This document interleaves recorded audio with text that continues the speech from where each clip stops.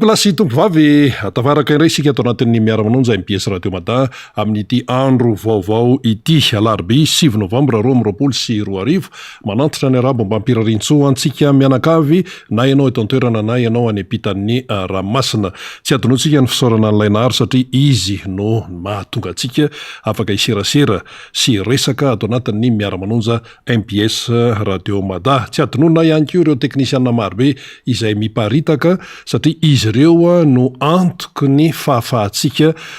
resaka ato anatin'ny miara-manonja izany, miara-manonja MPS Radio Mada. Raha ny fandeha ny fandarantsika amin'ity indray mitorak'ity dia toy ny mahazatra rehefa alarobia dia eo ny ampisehatra nisan'izany Andriamatoa Motarson Alleluia izay mpandinika raharam-pirenena, mpandraharaha ihany koa ary olom-pirenena toy ny olom-pirenena rehetra manana ny ambarany eo amin'izay hoe raharam-pirenena izay. Eo ihany koa namana faniry Razafy Manatany ary hiaraka aminy eo ny solombavam-bahoaka ny Madagasikara voafidy tamin'ny alalany tiako Madagasikara tao amin'ny boriboritany 5 sady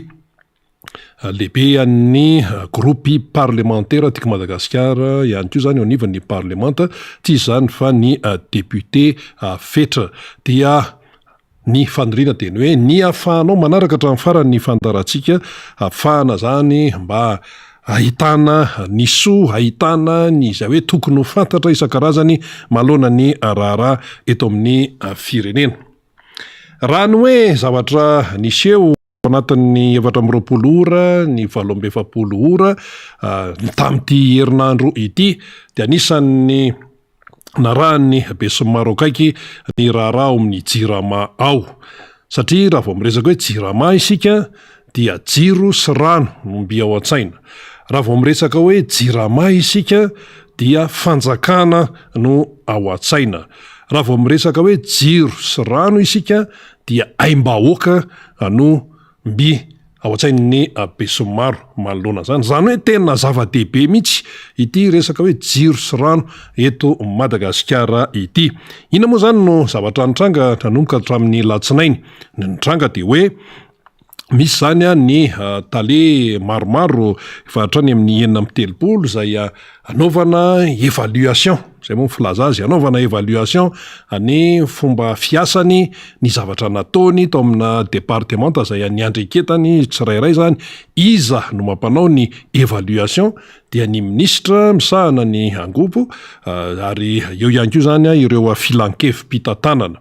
Rehefa nandeha le izy satria nanomboka tamin'ny latsinainy mandeha talata tao anatin'ny 2 andro zay zany dia ny zavatra azo lazaina zany dia ny hoe amin'ireo tale 9 ireo dia misy ny voatazona ny toerany, misy ny hoe sorina mba tsy tenenina hoe roana fa misy zany no isorana fiteny daholo zany, dia misy ny mbola anaovana fanadiadiana na enquête momba ny zavatra amin'ny tranga zany tao amin'ny departementa izay sahany nilay tale. Zany no zavatra miseho zany dia tsara mba afantarantsika an'izay satria nahoana ity resaka jirama ity zany mampimenimenina ny besinimaro foana satria misy ny fampantenana, misy an'izao, misy ny évaluation, misy ny redressement atao daholo zany rehetrarehetra zany fa nilay fiatraikan'ilay asan'ilay orinasa aty amin'ny vahoaka malagasy, aty amin'ny mpanjifa dia tena ratsy satria amma hoe aim-bahoaka azy zany dia miatraika any amin'ny fiainam-bahoaka ny tsy fetezana ao amin'ilay orinasa izany, miatraika any amin'ny fiainam-bahoaka ilay izy satria hitantsika tsara zao hoe raha vao tapaka ny jiro dia manahoana sy manahoana ny vokatry izay, ny fahavoazana aterak'izay. Raha toane ka natao kajy amin'ny tsipiriany daholo ny fahatiantoky ny malagasy amin'ny fahatapahan-jiro dia asa re ohatrinne na hoe tapaka 10 minitra fotsiny ara dia efa ohatrinna ny fahatiantoka fa zany moa tsisy miresaka moa zany. Ny fahatapahan-drano ihany koa manahoana tena hoe ny teny mihitsy ny solotena amin'ny banky iraisam-pirenena Ramatoa Marie Chantal tamin'ity hoe fahatapahan-drano ity efa hitantsika efa nitaterina teto zany tany anatina lapam-panjakana no nitenenan'ny alahelony satria tao anaty dosy izy no tapaka ny rano zany de eo ihany ko neny fatapahan-jiro efa matetika azao zany am'izao fotoana zao de miverina indray ny resaka hoe délestage nefa fampanantenana tsy fampanantenana ero de misy zany zao ile resaka hoe évaluation atao amina tale any amin'ny misa 9 any de hita eo zany ny oto hoe fa be de be ny resaka azo resahana amin'io sy ny hoe faneho-kevitra sy ny atao hoe famakafakana manoloana an'izany ary raha vao naheno an'izay ny akamaroan'ny olona de tonga de betsaka noho ny teny hoe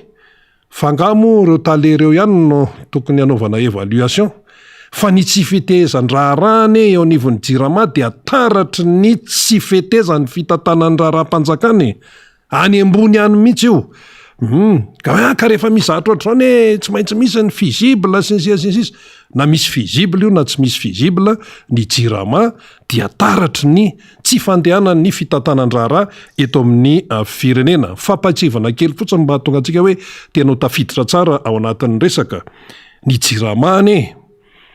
ka teraka tamin'ny 17 oktobra 570 709 17 oktobra 570 ny jirama no teraka talohany jirama dia orinasa anankiroa no nisy teto tamin'ity resaka hoe rano sy herinaratra ity zany hoe électricité de nisy zany hoe société malagasy des eaux et électricité SMEE de nisy koa le anankiray le hoe société des énergies de Madagascar SEM de ireo zany natambatra rehefa tonga raha tsiraka de hoe nationalisation de natambatra izy tonga de natao hoe jiro sy rano malagasy fa hatramin'izay tompoko ka hatramin'izao zany hoe tao anatin'ny 17 taona de nanjaka tokana ny jirama teo amin'izay hoe fisahanana ny rano sy ny herinaratra teto Madagasikara nanjaka tokana amin'ny ankapobeny zany tsy ohatry ny any amin'ny firenen-kafa ny any Frantsa zao ohatra raisitsika ohatra io mantsy ny tena mba akaiky antsika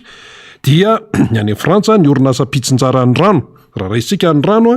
dia société mpanjakana sy société tsy miankina na société privée filazan'zareo azy hoe entreprise publique et privée qui commercialise de l'eau potable à destination des particuliers et des professionnels zay ny any France zany hoe misy ny orinasa mpanjakana de misy ny privé eto amintsika nga misy privé zany aloha entre parenthèse na am'izao fotoana zao rehefa hita hoe misy société privé any anatin'ny jiramany manao an'izao fa amin'ny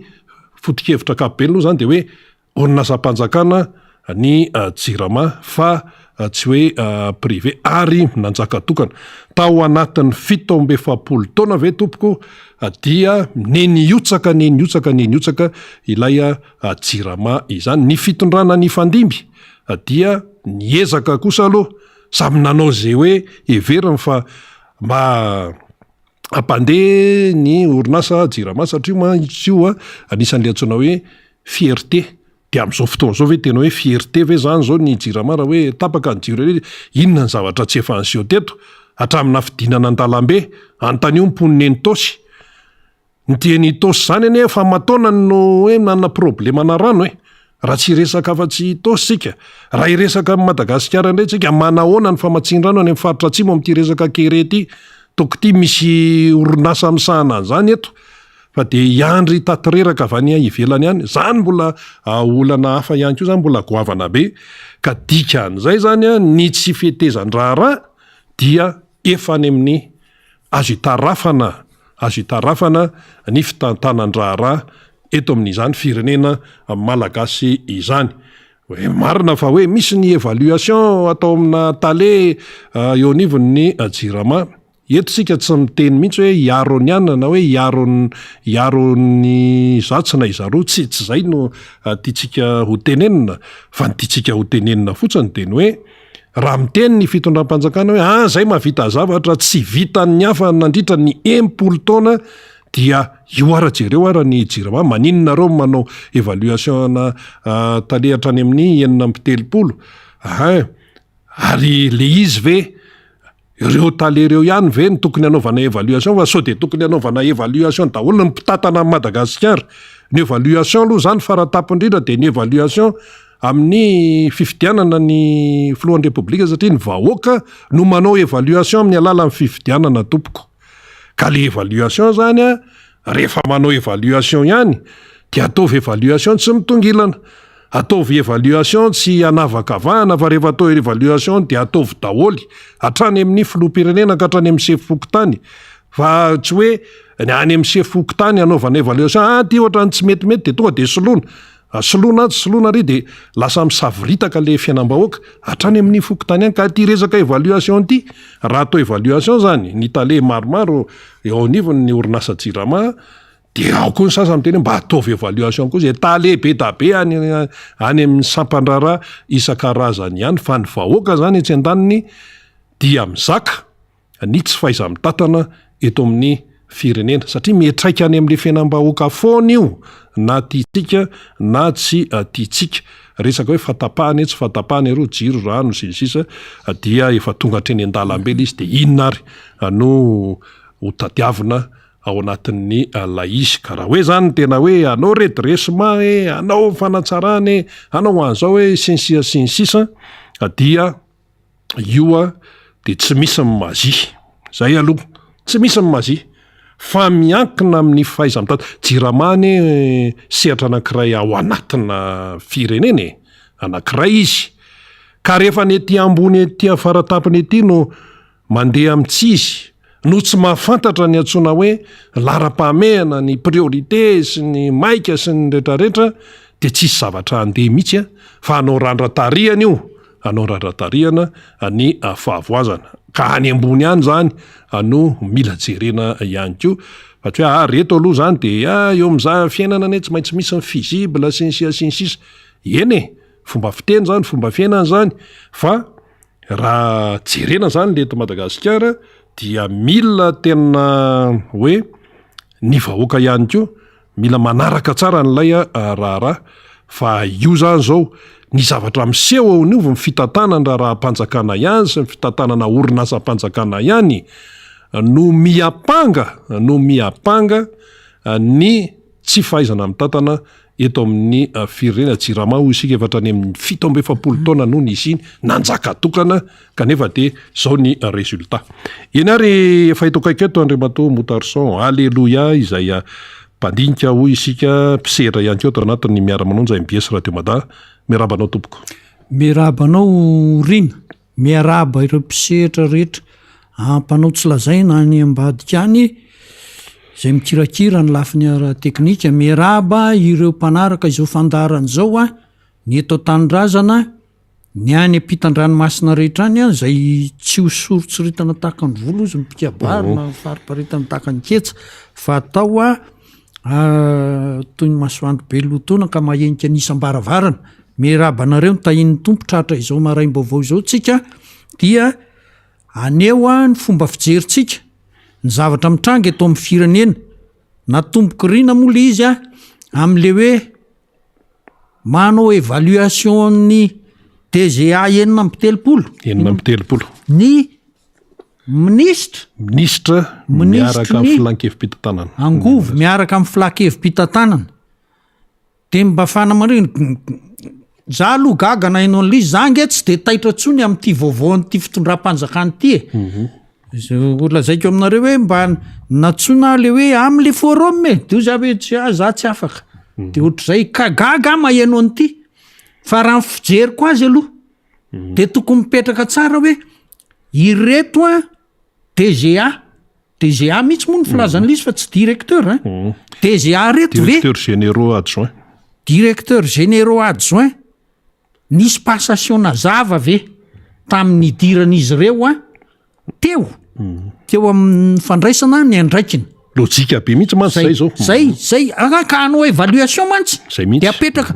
ny environnement politique et financier tontolo manodidina natongavan'io DGA io adjoint io eo amin'ny toerana misy azy de satria tsy mitovy ny fahafantarako azy rina tsy nampidirina ndray andro natao anatin'ny herinandro ny araka ireo olona ireo fa mety hoe tonga amataona ny elanelany amam-bolana ny elanelany de tokony misy ny hoe ny année de base ny idiran'le olona koa zany zavatra mitranga mantsy tadiditsika tsara tany am 2009 alatra be vavany tao am jirama nde ataoko hoe tsy zay ngamba ny fomba itenena azy fa ohatrany masika loatra ohatrany hoe tonga de mepanga fa ataoko hoe nisy zavatra de tena malasa saina be satria nisy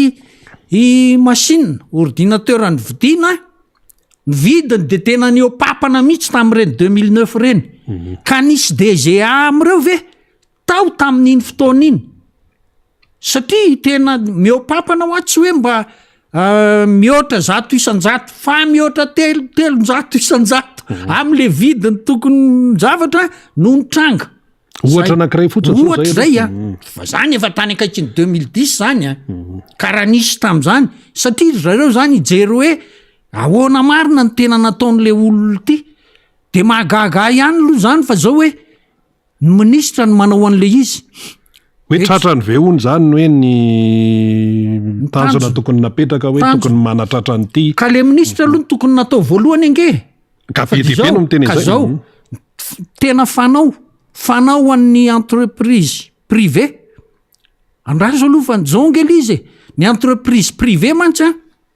tsy maintsy tsara tatany fa raha vao tsy tsara tatany io de fahity borona ny tompony sy ny etseta de zao de mikatona maka cabinet mihitsy izy maka cabinet izy manao an'izay raha privé io raha privé mijery an'izay ary any amin'ny recrutement izy ny manao an'izay fa tsy efa tena ity tsy de nisy nanao an'izao loatra fa raha hoe atia tena ity de le DG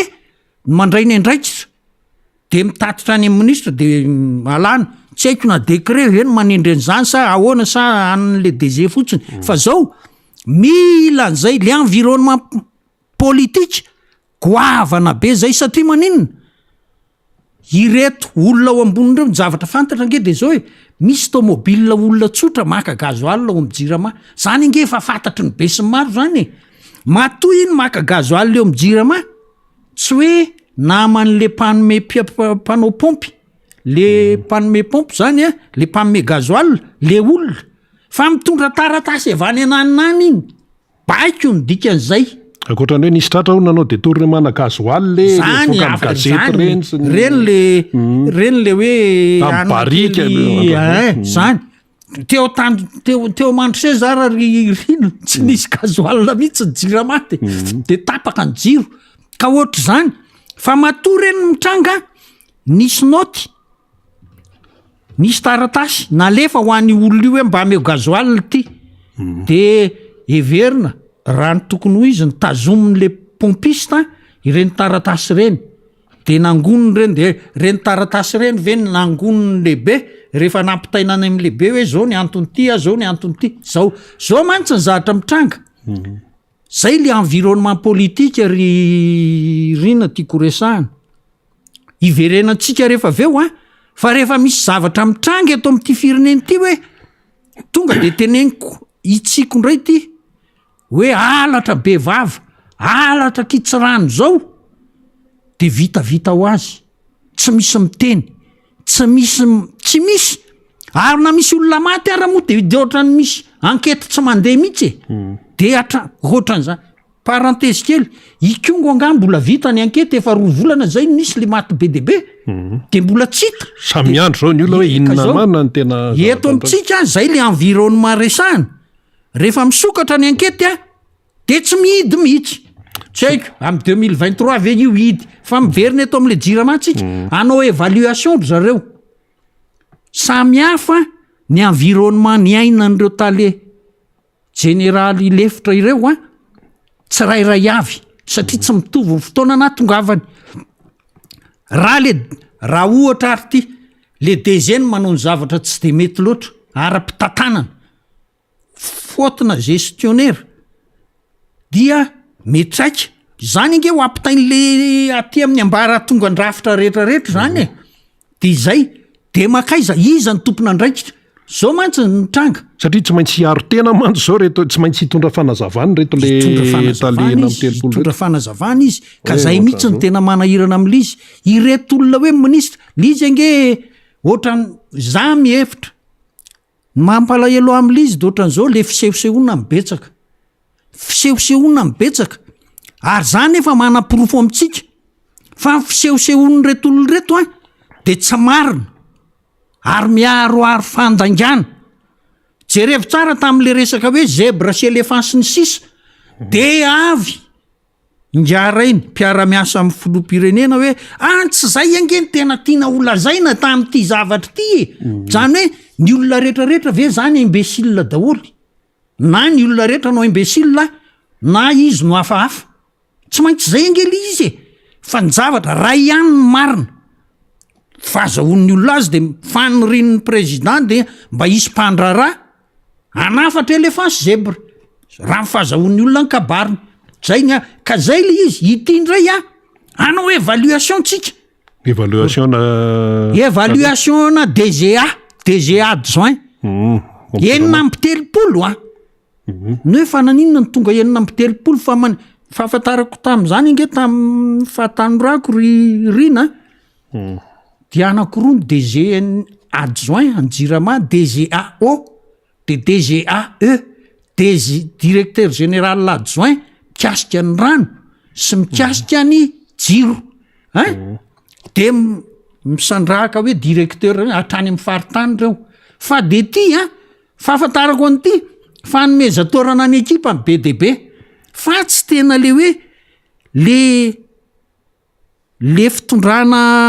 tena matotra eo amin'ny fitantanana ka de tena ohatrany hoe firy ny DG adjoint tokony ho atao fa atao DG daholy DG adjoint zany ange DG adjoint DG mikasika an'izao misy sampana enina amby telopolo ve zany eran'ny Madagasikara ka raha tsara reny résultat mihetraka any vahoaka mety de mitaitra am'izany ny olona na DGA firy reo na firy fa le résultat ty amin'ny vahoaka mihitsy no tokony arakaraka mabetsaka an'le tompony andraikitra no mahatsara ny zavatra izay omena ny vahoaka zao nge riny ity DGA enina amby telopolo ty ange samy mena trano de mena jiro rano tsy haiko ohatrinona 1000 francs ve sa 5000 no alohany de mahazo tomobile mahazo alina sy ny etsetra zany inge miditra ao anatin'ny koan'le fitantanana daholy satria ka zao za nge mba efa nahita nyty rapport ny reto mpitondra fanjakany reto ihany fa tsy mahian'zany akory ange reo reny zavatra teneniny tao amin'ny rapport hitako de hita fa tena niezaka mihitsy ny fitondram-panjakana nanao an'izao asa zao tsy zany inge fanaovana rapport hoe miala tsiny mahafantatra ary zao no tena mahasosotra am'le izy reo olona reo mahafantatra hoe tsy zany ny rapport fa le hafanapony no alefa ny zany ny rapport fa nga zany ny rapport de ho hita eo ny filazan'ny ministra hoe tena nahafapo ty DG ray ty fa nitatitra olona BDB tamin'ny fandehanan'ny filoham-pirenena tatsina taroa ohatra mety zany inge nihitanga eo fa tsy zany inge le rapport fa misy indicateur ao amin'le direction générale nataony io mipetraka ny environnement politique mipetraka ny environnement économique moa nany hoe ny gestion le direction générale misy an'le olona dia nanahoana ny fiovany reto indicateur rehetrarehetra atao amin'le branche misy azy zay mihitsy nge ny tenenina satria tsy maintsy taremarika marina no entinao taremarika marina no entinao ary ny taremarika marina alefatsika arebory ve le izy alefandrareo arebory ve zany hoe ny rano tsy nisy foana isan'andro mandritry ny adiny roa adiny telo tsiro tapaka adiny roa de miverina makate hoe taiza le olona nanompo de firy total ty zany lefa le linina de lainina ozy ny fitenenana mitranga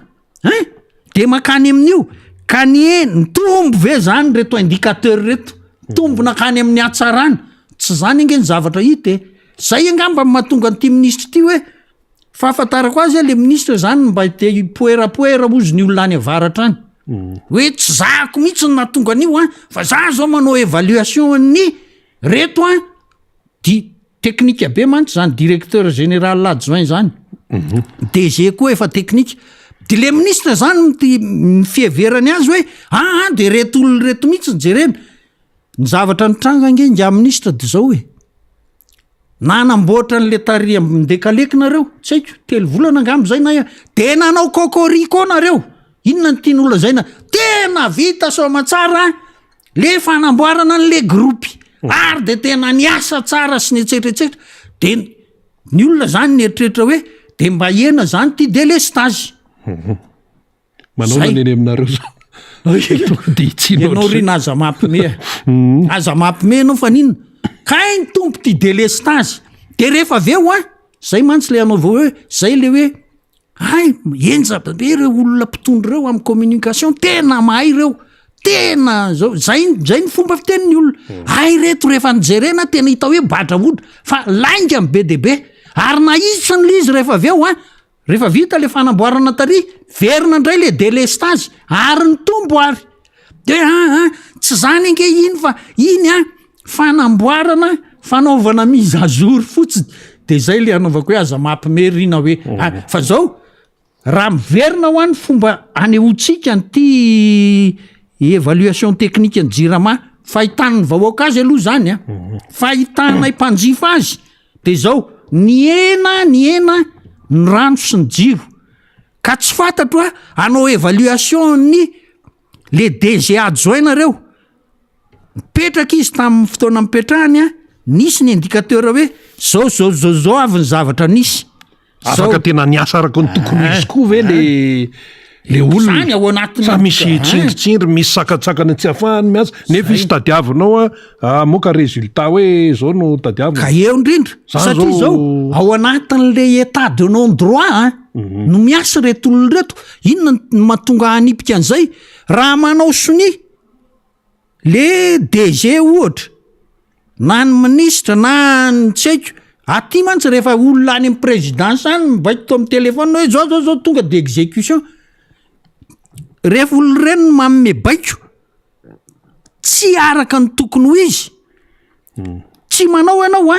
de tonga dotrany hoe misokatra ny varavarana mahazo mandeha anao manao ianao ianao no nanao an'io fa tsy misy proof hoe izy ny nanome baiko eo angely izy de ho hitatsika hoe lasa mahabe resaka le izy ny zavatra izy fotsiny de zao ohatra ny fiseho azy zany raha ohatra ka tamin'ny saina hoe tsy de mieritreritra zavatra lavitra loatra de ohatran'izao hoe tena mba amely mafy kosa angamby tinga ministra ty nefa io efa voviana io teo fa maninona io zao vao manao an'izany tokony vao niditra teo izy de efa nanao an'izany raha olona mieritreritra tsara sy le rationnel de zay ny tokony no ataona hoe vao tonga kely volana telo volana izy na avan'le izy misy hoe vao nome izy pressenti fotsiny izy de efa miprépare an'ireo hoe nanao interview an'ireo isan'isany zany ange fomba fiasa aloha izy tonga de efa nresaka tamin'ireo hoe zao ny zavatra everiko atao mazoto ve anao iara-iasa amiko satria fa ty tonga ty ariana ty vao hoe ho atao évaluation le olona izy mihitsy zany ny tokony ho asorina voalohany satria tsy nahalala an'izay procédé zay izy hoe izy mametraka hoe zao ny linona ny tenenin'ny président zao ny tiako atongavana sy ny fomba atongavako am'izany mazoto ve anao niaraka iasa amiko de nitazomy le olona nanalefany fa ifiry volana ty ariana vao anao an'izay izy miteny aminao anga président io mihitsy zany ny tokony ho ajanona fa tsy mahay an'izany akory izy ary le DG Njirama koa zany fa koatra amin'ny ministre koa mbola misy prime ministre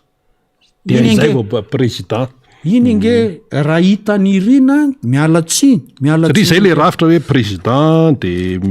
prime ministre de ministre de miala tsiny amin'nga prime ministre nga prime ministre ange ohatra n'le miala tsiny amin'le fitenenana hoa fa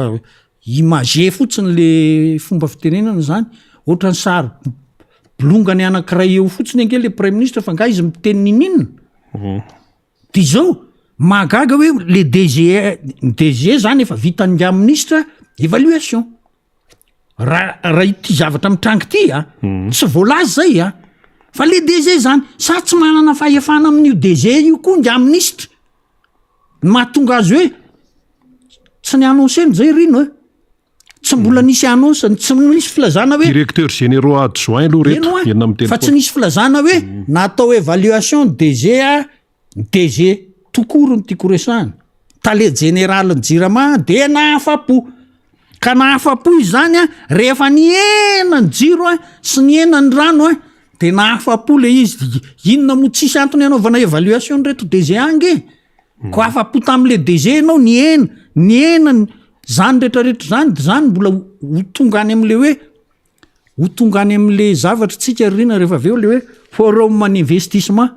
diverina am'izay tsika fa de zay no azo tenena resa be rehefa fiezina zany le izy resa be ty resaka évaluation ny DG adjoint Jiramaty fa coup de com mandray ozy rahalahy ary zay mahatonga l'izy hoe ka ireto tsy mahay communication ny olona hoe mahay communication de tena manambara ny zavatra eo aminy amin'ny fomba paritaka mazava ho azony olona rehetra ary zavatra marina ka raha zavatra marina de mahay communication fa raha zavatra tsy mety ohatran'izao no anaovana hoa be poerapoera be ohatr'izao tsy fahaizana communication zany lainga sy ny tsy marina rehetra moa zany fake news ozy zany ray moa zany langazy fomba fiteny reny rehetrarehetra reny tsy fahaizana communication reny zay rina no azo teneny ndray mbava kely fotsiny anakatonantsika n'izay resaka hoe Jirama zay ndray mato motarson alleluia araky ny nambara teo hatrany am-boalohany zany raha ny tantara kely ny Jirama de ny hoe nanjaka tokana teo amin'ny sehatry ny rano sy ny jiro ny Jirama satria efa hatrany amin'ny 17 oktobra 577 no nisiny zany Jirama zany rehefa natambatra ny orinasa anankiroa SMEE sy ny SEM 17 taona zany ny Jirama nanjaka tokana teo tokony zao ve ny résultat me tonga de fantatra aloha ny valiny aloha fa tonga de hoe maso mijery fotsiny lizy angerina nanjaka tokana ve ny Jirama nanomboka tamin'ny 2009 tsy zay tsony fa raha isika ny tantaratra any amin'ny 1975 ka iny moa zany le hoe bourgeoisie comprador hoe sy ny sisa tamin'ny fotoanandro fa zany raha miverina am'zany tsy fakahitana hoe iza marina sy diso teto amin'ity fireneny ity marina ve ny filoratsiraka nisy environnement tonga azy nanao an'izay mantsy de ekena hoe zay fa tamin'ity 2009 ty eo mihitsy le problème amireto Jirama reto nisy centrale électrique maromaro mitsangana anakarana le izy ary ny zavatra mitranga de nisy contrat natao marina fa cabinet mihitsy no nasaina ny karakaran'izany contrat zany fa ny zavatra mampalahelo de zao raha ohatra hoe manao mifournir mille ataoko hoe 10 kVA le centrale électrique ao anatin'ny tsy fantatro ao anatin'ny fotoana voafetra ny zavatra omeny Jirama ohatra hoe 7 de factureny 10 zany inge resaka be teto amin'ty ary hatramin'izao tohatrohatr'izay iza ny nanao an'le contrat de iza ny nanaiky an'io terme io hoe le puissance omeny le centrale électrique no facturena sa le puissance livré zany livreny amin'ny réseau Jirama zay ny tokony ho facturena nefany ny potentielany no asainy facturena fa tiatoko ray lavaka ny Jirama zany ao anatiny zany le ao anatin'le environnement mila mangarahara ny vahoaka zany manoloana ny zavatra tena zay zay foany fiainam-bahoaka tokony zay foany eny tonkotsika de mepita ato amin'le resaka iny ty le forum ty moa mbola manakambara ndre matao motarson momba an'io le hoe resaka investissement sy ny sisa inona mbola tianao mafisana momba an'iny resaka iny zao mo irina le izy mampalahelo le firenena malagasy ny zavatra mitranga zany de zao raha hoe forum ho amin'ny fampiasam-bola hampandrosoana ny firenena malagasy pour l'émergence de Madagascar forum mana investissement de tokony nisy ady hevitra zany teo zavatra nitranga hitako sary kely hitako ngamba 2 minitra 2 minitra de reto mpikambana amin'ny gouvernement sy ny député le pitehaka zay fa tsy fantatro hoe taiza le débat fa ny tena mahatonga manao hoe tsy nisy zany débat zany misy zavatra important be tsy voaresaka mihitsy tao anatin'ity forum Madagasikara nanomboka tamin'ny andron'ny kolonia de natao hoe pays minier Madagasikara de nipetraka teto Bergem bureau géologika frantsay mipetraka teto ny orinasa de nitsangany reny Croma reny tsangany reny anna reny investissement privé reny fanjakana malagasy tany andro général Ramanatsoa nampanao étude ny toerana samy hafa teto Madagasikara zay fanjakana malagasy mihitsy nanao investissement tam'izany de tsy mety ka tsy mifanaraka am'le principe an'le izy zany tena investissement loro no entinao amin'ny minina mantsy fa ny tena mampalahelo am'le izy milaza ianao fa hanao ady hevitra ahoana moa no ahatongavan'ny olona mpiasa vola ty aminao rano tsy misy tsy hoe tsy misy diso kosa raha miteny hoe tsy misy raha everina amin'ny hoe ça n'existe pas tsy zay le hoe rano tsy misy fa zao rano tapaka isaky ny adiny 3 na mandritry ny alina ray manontolo de ilarana de manao bidon jaune njiro tsy misy ao anatin'ny fotoana fiasana de manontany anao arina olona izy eto ambonin'ny tany no avy eto ampiasa vola normal raha tsy avy le olona ka raha te hiasa izy hoe zay mba miditra amin'ny fito ange jiro efa tapaka amin'ny faritra sasany zay ohatra iny aminay ange manomboka amin'ny 2 amby 2 ka hatramy 5 de tsy misy amin'ny hoe ora fiasana ka olona izy no avy eto hoe ampiasa vola nefa zany ny zavatra mitranga tsy olona dalange zany maketo ka re olona le tonga teto olona dalange reny le hoe olona vazana saina teto tonga teto hanao investissement tsy zany combine nge reny zany raha tena tao fa raha olona normal hoe tena anao investissement amin'ny investissement saint de corps et d'esprit hoe milamina ara-tsaina sy ara-batana tsy ho avy eto mihitsy zay tsy zany hoe raha anao zavatra eto izy zany de izy ny antoko any jiro aka rano izy ve sarotra be raha ipike rano amin'ny réseau jirama ianao mijiro anao ala limite mety hoe manana groupe ngeda be 75 kVA ianao de mampiasa tsy haiko na ohatr'izay fa raha rano tsy possible tsy nitombo nge io zone France io hatramy matongavana 2009 nakaty tsy nitombo nge io fa nienary satria ireo mila rano mila jiro nisy nanakatom-baravarana ireo de lasa zay taoarinany ny 7 de ilaza ianao fa nanao ady hevitra ho amin'ny fampiasam-bola mba hampandroso amin'ny Madagasikara zay ny jiro sy rano fotsiny ny lafiny teneniko fa ny lafiny manaraka état de droit ve ty firenena malagasy ty itsika rehetrarehetra miara-manaiky fa tsy misy lalàna raha nyty fanjakana malagasy ty manomboka any amin'ny lalalam-pifidianana ka hatrany amin'ny hoe lalam-panorenana mihitsika lalam-panorenana sy ny hoe lalàna amin'ny ady heloko maninonaamy manao an'izany misy fatin'olona tsy fantatra nge mba anontaniana nge ministry ny polisy rehefa ao amin'ny assemblée ao mba anontanianareo député kely hoe raha misy olona zato re tompoko nga ministre na nga secrétaire général ny gendarmerie firy am'ireo no mikatona ny ankety fa hitany meloko za tena mampametraka an'izany fa ikongo moty zany mbola tsy firy volany ty tsy hita zay toyiny ka ao anatin'izany ahoana no atongavan'le olona ampiasa vola ty tsy misy jiro tsy misy rano ny zavatra hoe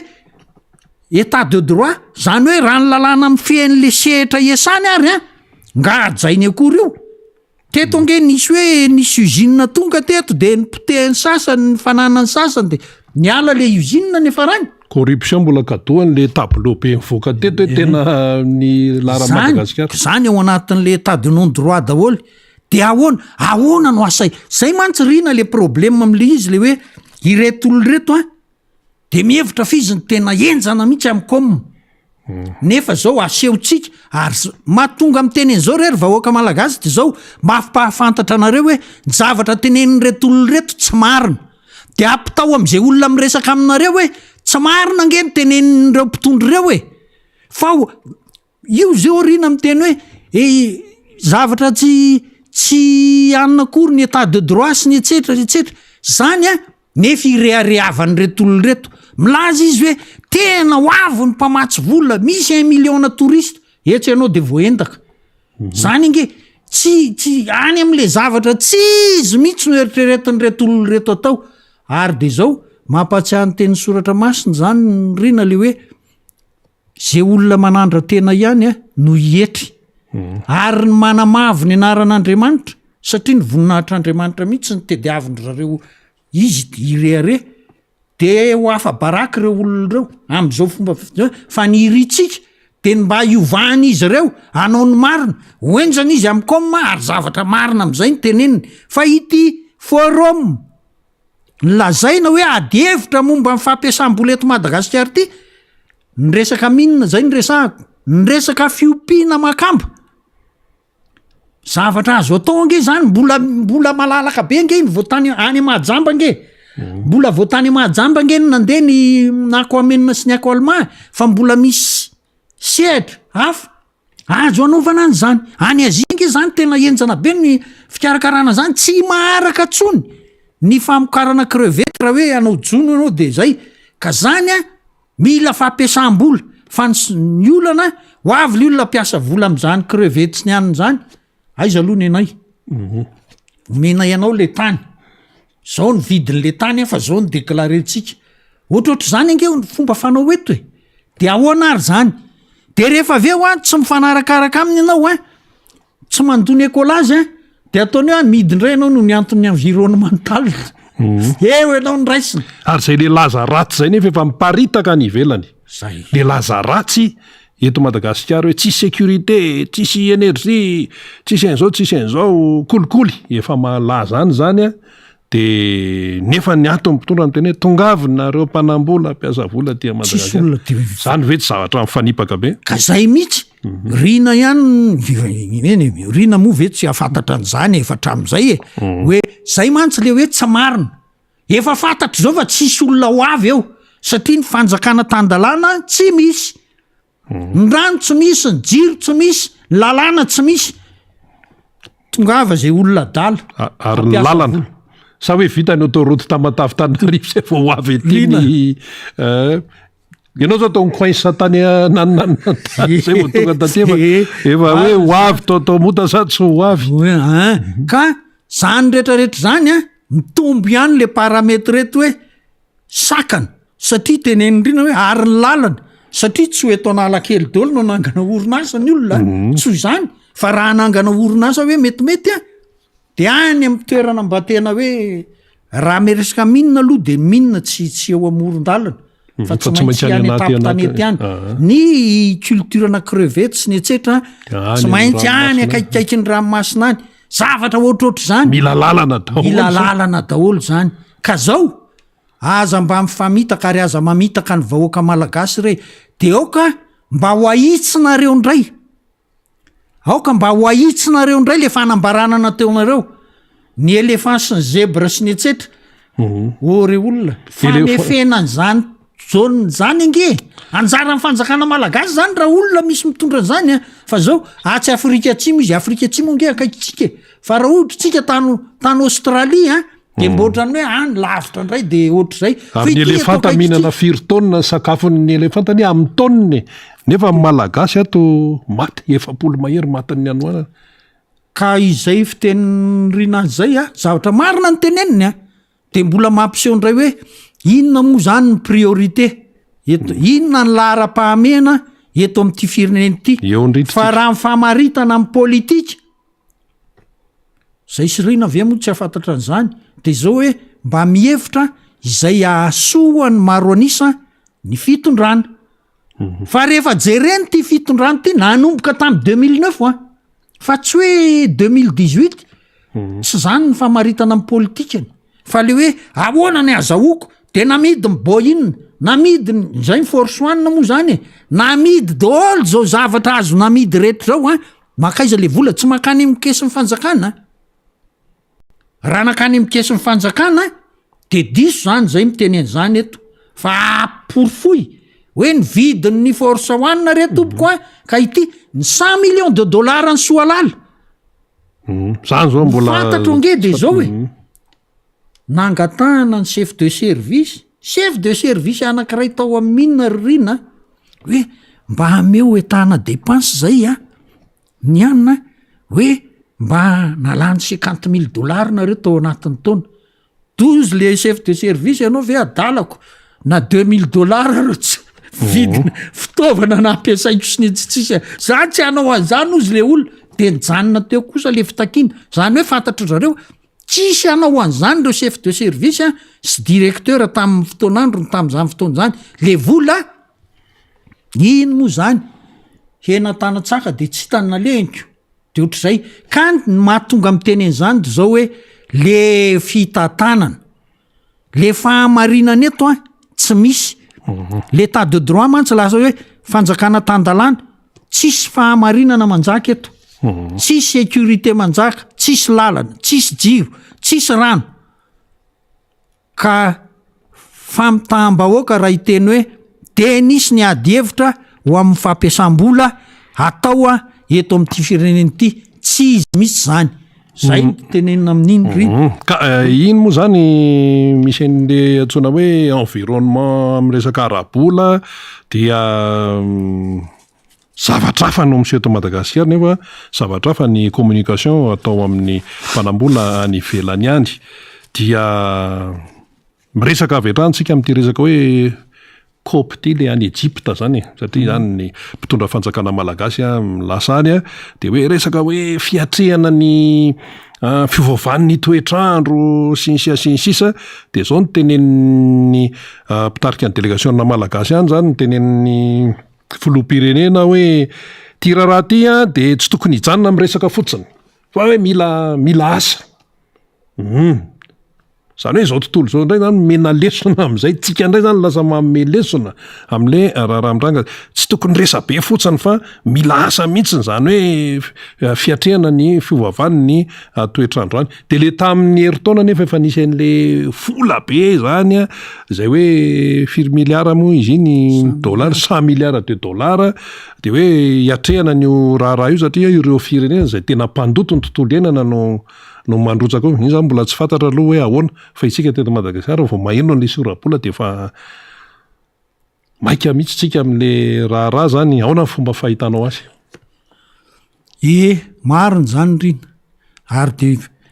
heniko hoe lasa any Egypte Sharm el-Sheikh Sharm el-Sheikh any Egypte Sharm el-Sheikh any akaiky ny ranomasina mena ny filohan'ny republika anatrika ny fiaonam-be COP27 de zay ny zavatra mitranga mifanazavako an'lisy fa mba manaraka an'io tsy manaraka an'io amin'ny filazan'ny ministry ny environnement gasy ny malagasy na hoe ny filazan'ny prime ministre na ny filazan'ny président fa manaraka an'iny zavatra nitranga tany communication any potiny no raisiny satria mandeha le débat nahitany kabariny i filoham-pirenena sasany sy ohatr'izao le izy le olana zany re olona de zao miverina kely atao Madagasikara aloha ny zavatra hitantsika sy ny ainantsika teto Madagasikara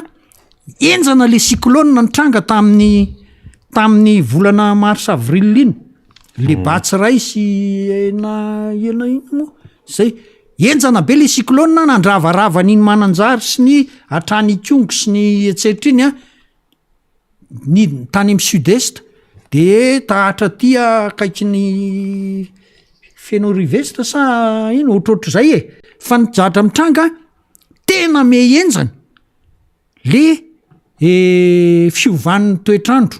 ny hafanana ary aloha zao raha ny teoria de hiakatra kely ny maripana mafana zany problème rano izy raha teo izy zany tsy mandeha adiny roa ny rano mety tsy andeha adiny 3 izy zany zao rehefa kelikely ohatrohatr' zany ny zavatra hitranga zany hoe hiainantsika malagasy mihitsy zany ity fiovan'ny toetrandro ty ny tenenana an'izany akory tsy di tenenana hoe tsy de ny anaovana hoe kaikosa ve zany ka de reo fanjakan'ireo zany de tsy de discours izy tsy zay ny tiako tenenina fa zao hoe hiamafy ny cyclone hiamafy ny hafanana ny tsy fisindrano zay ny zavatra mitranga areran'izao tontolo zao zay de efa tokony miomana am'izay ny fitondram-panjakana malagasy zavatra nitranga teto amin'ny firenetsika iny aloha de tena mampalahelo ary rina be de Bali io be de Bali io mantsy a tamin'io projet Soalala hoe ho atao io efa nangataka ny compagnie minière hoe eo a be de Bali a no anovanay poro a andefasana le minerai de fer 12 ny ONE impossible nameny ny antony habitahana vorona samy hafa io eo amin'io be de Bali io ao koa mangrove ao ny produit ana seafood sakafo avy amin'ny ranomasina be de tsy azoko tiana mihitsy io fa makanesinareo mantsy an'le compagnie minière aty amin'ny ilany atsimo mikasika an'izay zavatra zay may le be de Bali may akarafantsika may ny tsy fantatro firy ny forêt protégé teto amitsika ny may 12 ministre ny environnement araky ny fahaizany fizy to olona tena docteur amin'ny environnement mihitsy io de tena maneho ny fahaizany izy hoe voareo fotsiny may tamin'ity taona ity rapitaina amin'ny tany eloha rapitaina amin'ny degag ianao de nisy resaka moa tao rindrinan'izay hoe to nisy olona tratra mitondra zerikanina sy ny ohatrohatro zany tany amin'ny faritra kaiky tsy haiko kazo be sa inona de ka ny olona any ambanivohatra ngely hoe mividy jiro de mividy pétrole kely izy hoe 1000 francs na 2000 de zay no mahatonga azy mitondra zerikanina fa tsy hoe ndeha andoro aly tapitra teo le resaka fa rehefa natao le akety votsitra tokoa le olona fa kay voapirofo fa tsy andeha andoro aly izy fa nisy nandoro raha be de Bali ao anaty ranomasina nge le be de Bali eo amoron-dranomasiny ka raha hoe afo nandadry tetỳ tanety tsy possible fa tena nidorana mihitsy io de ny zavatra mitranga satria efa hita anoany hoe iaingo fivoriana io misy 100 milliards de dollars ny resaka de fandresana tamin'ny herintaona iny le tany Glasgow 80 no nrotsaka atreto aloha zany de zao ndray hoe isy 100 milliards fa misy moa miteny hoe tokony 1000 milliards mihitsy raha ny zavatra zao nge rehefa may reny aly reny eto amitsika satria reny ny capteur na dioxyde de carbone na CO2 na ampianarana tany amin'ny classe primaire zany hoe ny végétation no mikapte CO2 ka rehefa matevina ny zava-maniry zava-maitso eto amitsika de zay tsika le manana le crédit carbone satria betsaka ny zavatra mandray an'le zao nefa nidorana le izy tsy fantatro raha ao anatin'le hoe mba hanarenana an'le izy de mba meo volo zay za eto de mba manao antso misy eto WWF eto koa ny conservation internationale misy ny galoko misy ny missouri botanical garden misy ONG maro samy hafa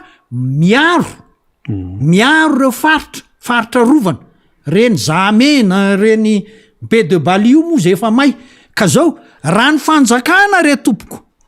raha io fanjakana io no heverinareo fa hanao an'izany asa zany efa hitanareo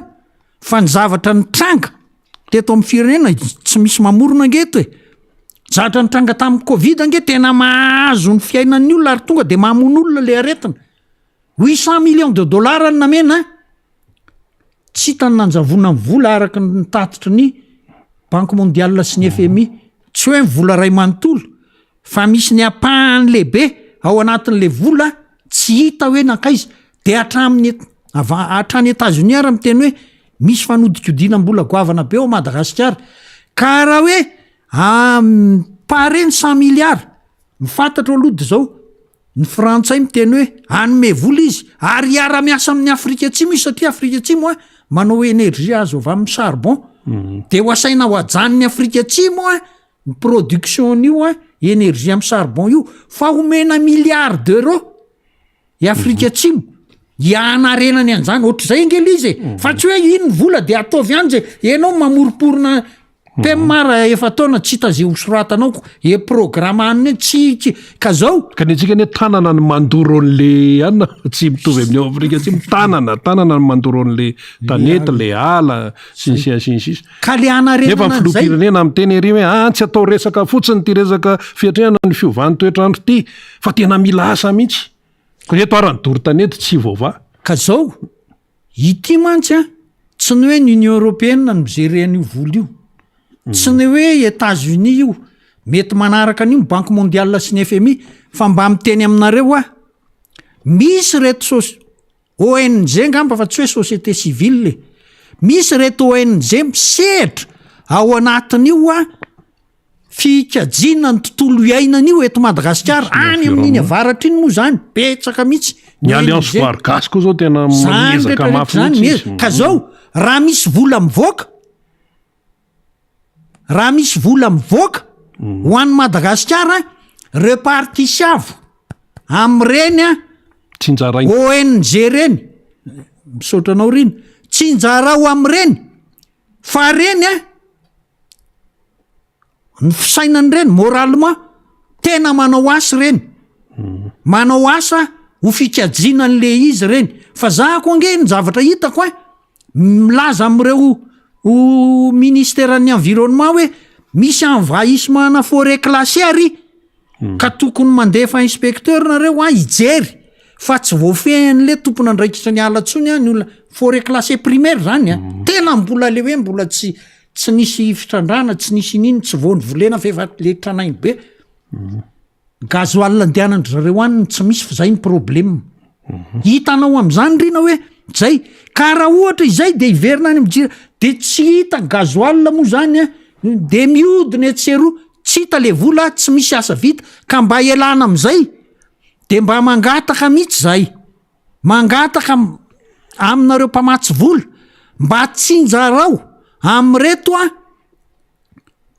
ONG ireo vola ireo azahoany manarina ny Alan Karafantsika nge raha mandalo ao nge anao efa makakakaka be tsy alatsony tsy alatsony le ala le be de baline zamena ny ireny any galoko any anany reny eny amin'ny MBJ any tany be andrefana sy ny sisy reny aoka ry zareo na any amin'iny sud-est iny amin'ny épine dorsale Madagasikara iny aoka tena hikarakara fambolekazo tena atao asa mihitsy fa tsy atao ohatran'ny fanjakana hoe ay rapiditsika mbola azo excursion BDB zanakazo selfie BDB tsy misy janakazo tsy voara-maso manjary very anjavony ka mba elana am'zany rehetrarehetra zany marina fa Madagasikara nge tsy voateninareo mihitsy tao anatin'le tsy voaresaka mihitsy tao anatin'le kabary zay eniko aloha fa ny Sénégal sy ny Gabon sy ny Afrika Atsimo zany voateny ary tena projet tonga de efa enjana ny azy satria le impact le fiatraikany le fiovan'ny toetrandro any amin'ny firenena no ezana ho alefahana tsy hoe foanana tsy voafony zany ho alefahana ny fiatraikany zany fiovan'ny toetrandro zany ka na any amin'iny faritra ikongo makany avondrosiny etsetritsetra iny de tena tokony misy asa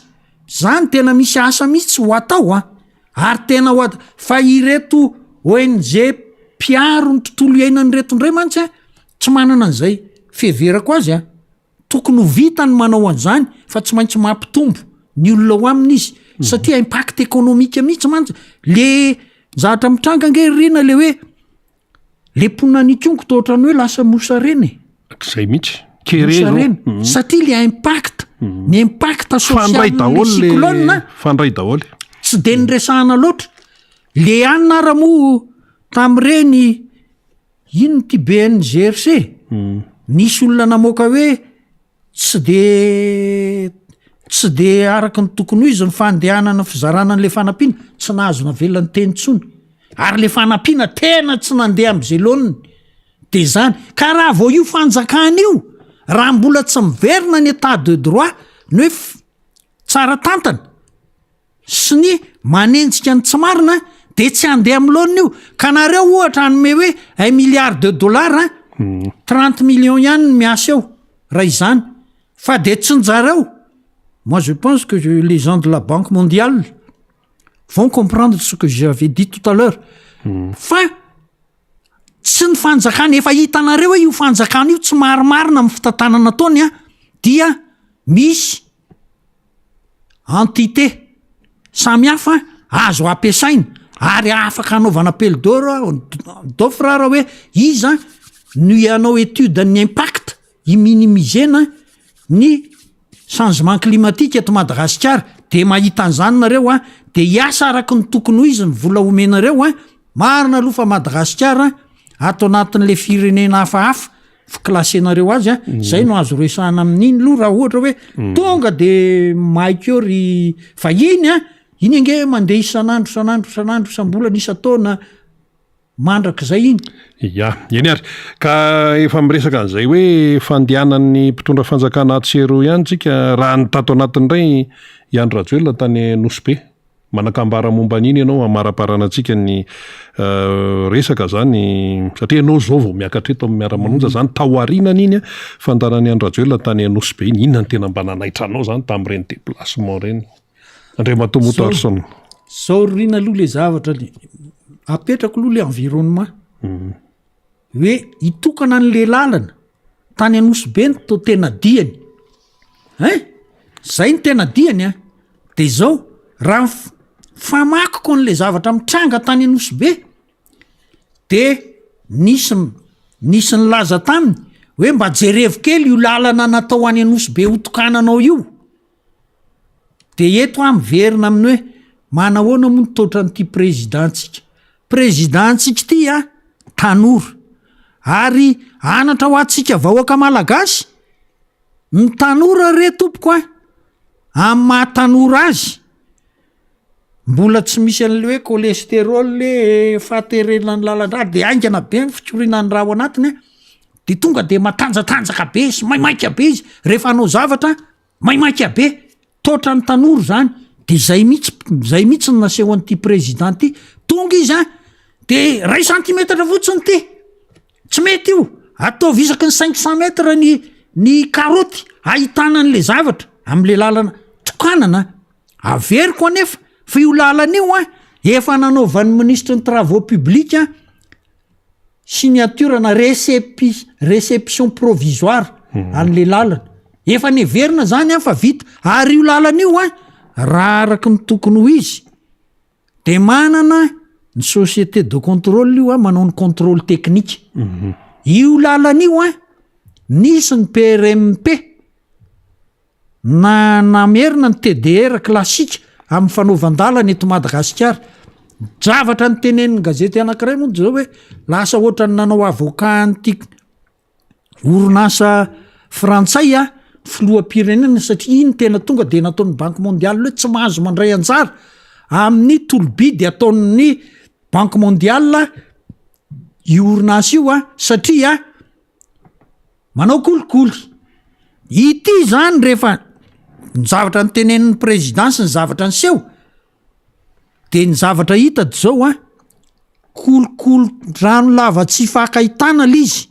fa ny zavatra manaitra mihitsy ty zao farany moa ny tenenin'ny représentante ny banque mondiale ny filoham-pirenena hoe tsy ohatran'izao nge ny fanaovana an'izy io raha ohatra ianao te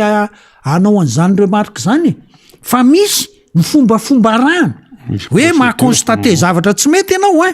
miverina ianao am'le contrat manontany ianao an'le société de contrôle manontany ianao an'ny ministère anao sy ny responsable technique ao anatin'le ministère de miverina ianao fa miendrika fanalam-baraka mantsy ity zavatra ity raha ny fomba fanehoana azy fizy moa milaza hoe dadary zareo am'le communication tany tsy haiko ho avindray ngamby ngarain'le mpiara-miasa aminy anovany za tsy zany ange ny tena tian'ny président lazainy zay moko zany le mpamono afo fa ny zavatra mampalahelo ady zao mazava be raha iny tenin'ny président tsy ho raisiny iny hoe iny no ara-dalàna satria tsy nanaraka an'le procédure amin'ny contrat iny fa ngia ministre nge zany matona naika an'io inona ara-ny antony araky ny fahazahoana ho azy araky ny fahazahoanareo azy na ny prime ministre araky ny fahazahoanareo azy na tsy le hoe mijerena le kosa angedy zao io lalana io mantsy tamin'ny andron'ny pika tamin'ny pika tany Nosbe satria Atsirabe Antananarivo Nosbe no nanaovana an'le projet pika niaraka tamin'ny banque mondiale Flora Valomanana no nametraka an'izany projet zany de efa namboariny ny lalana fasenina makany Ambatolaoka iny efa hitako zany ary de zavatra tsy mba tsy hanaovana resabe tsy de ho tsara le lalana dio indray le lalana de simba le lalana maty le lalana zany lalana zany vao tataty amin'ny 2000 tsola zaiko ny toyany natao fa de simba le lalana zao le lalana iverenana lalana fahasenina makairy amin'ny rond-point makany andilana ny fahazahoko an'le teny fa eo misy rond-point zay mantsy eo kaikaiky ny jirama ary makany ambatoloka de mivily kavanana ny makany jamanjary makany andilana de ny mandeha kavia makany ambatoloka fa le lalana natao tany lalana tsy manjarinjary ohatran'io zavatra mitranga tenenin'ny président io de vetivety de maty satria namboarina koa mantsy ny lalana eo amin'ny rond-point makaty amin'ny porna ankatafa aty ambanja zany namboarina koa fa de zavatra le fatapera le barika de goudron atono no atao am'le izy nefa projet pika eo ny zavatra natao tam'izany de efa maty heritaona taty arina de efa maty sady le lalana de tsy fantatro to tsy ao anatin'izay fanamboaran'izay io ankify ambanja io fa tsy ankatafa poro afy zany ankify ambanja tsy ao anatin'le projet nyresahan'ny président Rajoelina io fa ohatran'ny hoe andilana fa tsy azoko hoe fa maninona andilana tsy de azoko loatra fa maninona ny tsy nakany ambatoloka andilana nge eo jamanjary ny tanàna tena misy vahoaka farany de any makany andilana efa tsy misy tsony fa de tena hoany am'le hôtely be fotsiny fa na izanona tsy zany zay le zavatra mitranga eto Madagasikara ary hatramina ministre ny travaux publics an'io ministre io raha tsy ilaza fa tsy nizatra mitranga eto Antananarivo manomboka eto amin'ny ara-malagasy eto amin'ny digy resantsika moa rehefa miresaka digy de tena le andotapena makany Ambohibao fa eo amin'ny ara-malagasy eo amin'ny ambasady amerikana tsy namboariny lavaka fa miala eo amin'ny ambasady amerikana trany talatamaty trany andranotapahana iny no ny kitiany dia ny tatia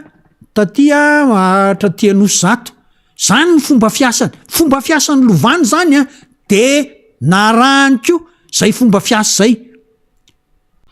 inona ara ny antony mahatonga azy manao ohatran'izay tsy misy an'izany projet fanamboaran-dalana zany hoe marina fa mety reno atao rehefa manao an'ireny hoe zao metatra ka hatramin'izao metatra zao mifanamboarana zao metatra ka hatramin'izao mifanamboarana de ho ao anatiny ve le hoe tsy ho amboarina le lavaka eo anelan'elan'ny ara-malagasy sy ny ambasady ny amerikana ohatraohatra hafahafa mantsy le fomba fitenena eo amin'ny ambasady amerikana fa tena eo mihitsy le lalana simba mifarany amin'iny lalana iny fa le fomba itenenana azy ohatran'ny hafahafa zay fa tsy ataontsika zay fa eo amin'ny station Jovena zany zay no itenenantsika azy fa maninona ny tsy nikitiany iny fa lasa manimba zavatr'olona zay le zavatra ka ny tiako resahana fantatra ny président fa tsy olona nanao an'izany hoe contrôle sy inspection zany fantatra ny président fa tsy de mamaky loatra n'izany contrat zany de io izy taitaitra fanazavana manokana de nisy ange zany ny kolokolo matompo ministre ny travaux publics efa nanao soni hoe akatoavina fahavitan'le lalana tonga de lazaina hoe nandray saosy ve zany izy totsika point d'interrogation fa sino mety amoaka hoe efa ity raha ny lalàna mantsy efa nanao réception ianao de zao ianao anao remise en cause eo le zavatra ady fiady zany ho an'ny sinoa fa ho an'ny président koa nefa zany ady fiady fa ny tena izy président esory aloha io ministre ny travaux publics io fa tsy mandeha am'izay lona efatra ty amin'ny lalana ty ami'digy izy no efa manao zavatra tsy manjarinjary ohatran'io ary za tsy ny olona ao anatin'le service technique iny ange nisy olona ray klasy tamiko ary tena olona mahitsy zany ny ingénieur-ny travaux fa zany tsy ataony eo amin'ny ara-malagasy eo amin'ny ambasady ny États-Unis fa eo makany andranotapahana sy ny avaty andotapenaka sy rehetra ty vitany ary ohatr' zay daholo na amin'ny lalan'ny Thomas na range ataony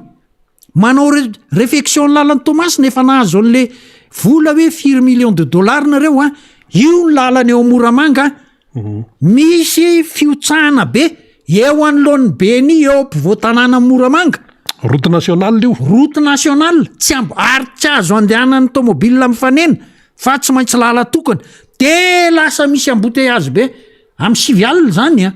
fa be de be le tômôbilina avy aty Antananarivo de le tômôbilina avy any Toamasina zany le mpameritreritra hoe ho tonga aty Antananarivo amy folo sasany Taraiky tonga fa taraiky de ohatr' zay foana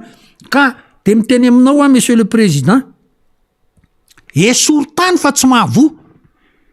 de tsy fantatro na hanaraka an'izay le prime ministre ve sa tsy hanaraka satria tokony izy ko no manaraka an'izany fa tsy anjaranao président zany a fa ianao manao hoe ty ianao tady vola sy nitady partenariat sy ny etsetra leo le izy tsy mandeha ary le izy ange tsy hoe 1 centimetre le goudron raha ny fahafantarako azy ny compactaziny io ange ny problème io goudron io ange mety 1 centimetre fa rehefa mandeha le semi remorque misy 30 tonnes lasa mihetsy any amy 0,6 lasa any amy 0,6 centimetre 6 zay mahafaty an'le lalana ingny le compactage soa ianao fa nanao hoe ataovy ny karoty de rehefa atao ny karoty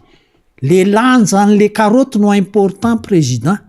hoe firy ara ny compactageny io firy ny lanjan'le tany de ho hitanao hoe marina fa de tonga ianao de rapitso de hiteny hoe nga ministre miala ianao jerevo koa ny lalan'ny Tomasina fa raha ny an'izay ampiasaina amin'iny fanamboarana ny lalan'ny Tomasina iny raha ny fijeriko azy tsy mahatratra an'le compactage ilaina am'le charge hoentin'iny lalana iny zay no azo lazaina amin'iny président dia mba harao akaiky fa zao anantsy ianao ohatrany hoe tena fanindrinao amelen'le entreprise sinoa mihitsy nefa ny entreprise sinoa ny tena ohatrany hoe nanao zao izy zao manao zavatra atao andrano tapahana bareny ny lalana zavadoza ny zavatra mitrango ao talata maty a sy amboibotra any andrano tapahana trany ambotra trimoany embouteillage tsy fakahitany fa tokony mba manao voie de dégagement izy tamin'ny maraina teo zany tamin'ny maraina tokony manao voie de izy moa mety ka manao an'le rond-point asina rond-point mantsy eo andrano tapahana mety tsy hanao an'le voie de dégagement izy hoe maneligelina anay zany engany mba ho vitandroa rapitso maraina le izy eny ary mamaraparantsika Andriamato Motarson aleloia satria efa hita ao akaikikaiky eo ankoa ny député fetra izay lehibe ny groupe parlementaire antiky Madagasikara hitondra famakavakana ihany koa izy miaraka amin'ny namana fanirira zafy manatany ndray mbava fotsiny raha ny vaovao amin'ny lasaka ao zany zao de hoe ao anatin'ny fifidianana mi-mandat amin'ny ny any États-Unis any zany ny aty amin'ny Sénat sy ny chambre de représentants raha ny ato amin'ny Sénat aloha zany de mbola mifanahtsahana aloha zany zao aloha ny démocrate sy ny républicaine fa ny ato amin'ny chambre de représentants de ny teny mihitsiny zany ny mpanao politika ao ny aty amin'ny républicaine hoe ho lasany io satria zany zao raha ny vokatra faraparany eo 700 toerana mantsy le divana mihitsy toerana eo amin'ny 700 mahery eo zany efa lasan'ny républicaine 700 mahery eo ny an'ny démocrate raha ato amin'ny chambre de représentants ny ato amin'ny Sénat zany tena mbola miovaova ndray mitarika ny démocrate ndray mitarika ny républicaine ahoana ny fahitanao azy sy mba hoe inona ny lesona mba asoana avy amin'ireny rehefa avoleta be any États-Unis reny raha ampitaina amin'ny antsika ny antsika eto lisy mpifidianana jereo ty izy eka inona moa tsy hoe faly any Amerikanina moa zany fa tsy hoe misy mahafaly sy ny tsy mahafaly fa dia nanaraka ny vaovao io koa ary de ny commentaire marina aloha fa no alain'ny télé frantsay manao commentaire de solotenan'ny antoko républicaine ao a Frantsa de efa nyteny izy hoe ho lasanay io de Sénat koa ho lasanay ary raha tsy diso fahafantarako azy ny président Trump amin'ny talata amin'ny 15 novembre zany no anao fanambarana hoe ilatsaka izy sa tsy ilatsaka fizy mantsy ny tena nitarika be dia miaraka am'le gouverneur en Floride zay mety ho ifaninana aminy amin'ny primaire amin'ny républicaine fa ny zavatra tsy maintsy misy primaire fa ny zavatra hitrangady zao raha lasandry zareo ny chambre de représentants analyse etsika analyse fomba raha lasan'ny républicaine io de iova ny fitantanana ny firenena amerikanina amin'ny heritaona 2023 moa zany ary dia zavatra mitranga eran'izao tontolo zao moa zany ny any Israela koa raha tsy diso efa niova Brezil efa niova Etats-Unis efa miova de tonga am'le teny mpanjaka Solomona hoe efa lasa ny zavatra taloha miova ny zavatra rehetra ka zao everina koa ny eto amintsika ary Andriamanitra mba hiova arak'izany ka reto ange le manandra tena miseho azy hoe ho zavatra zay ange ny mahatonga an'le izy miova satria fafan'Andriamanitra tsy hoatsony le olona satria mirehire loatra mieboebo loatra manandra tena mandainga dia zay manamavo ao izy Andriamanitra no hafa baraka ka dia anjaran'Andriamanitra manao azy hoe ahoana fa raha mifony reto hoe ao ataonay marina ao ataonay tsy maninona ange zany de ho hita hoe resy satsy hoe fa le hoe lisy mpifidianana mifanaraka amin'ny fivom-pamaha izy andraso aloha inona moa ny ifandraisan'ny fivom-pamaha ange ireto le mpitarika le orinasa malagasy tsisy idirany amin'io liste elektoraly io ange zany fa ny président ny fivom-pamanga nahazo kely sa ahoana ny lasa manao ohatran'izany ny fomba fisainany de zay ny fomba fijerin'ny olona n'le raha fomba fijeriny ka tsy ara-dalàny zany de ny fivom-pamaha ka zay mihitsy le tany tsy tany-dalàny lasa miovatra any am'le fitantanana entreprise rehetrarehetra satria zao tsy tokony hiditra am'izany mihitsy izy ary raha izany areo fivom-pamaha raha ny hevitro de mba asaina mamerina n'le fomba filaza hoe ny olona any am'bro zany no raisinao atsoratra tonga any an-trano izy de raisinao de lasa triplon zany sa inona quadruplon sa inona fa tsy mandeha araky noho izy zany ary de zany vao mia mampiseho ny tsy tokony atokisantsika vahoaka malagasy ity lisy mpifidianany ity ary hitakitsika hoe ataovy fikaonan-dom-pirenena anovana ny lisy mpifidianana anovana tontolo ny fikarakarana ny fifidianana rehetrarehetra zany zay mihitsy tontolo mpifidianana ny fikarakarana constitution tsy ireo ACC ireo ataovy zavatra hafa ny mananina fa tsy anjaran'ny ACC zany io ara ny resaka gouverneur fotsiny tsy hitany ny anaovana azy nefa zay fotsiny de tsy hita zay de efa tsy voaraka tsony ny constitution ka zao ny tena ataonay ange mahatonga anay mazoto am'zao fandarana miara-manonjy zao de zao apartaonareo vahoaka malagasy maheno zao fandarana zao any am'ireo namanareo any am'ireo mpiray tanindrazana amitsika ny zavatra ny teneninay hoe fanjakana tsy marina io fanjakana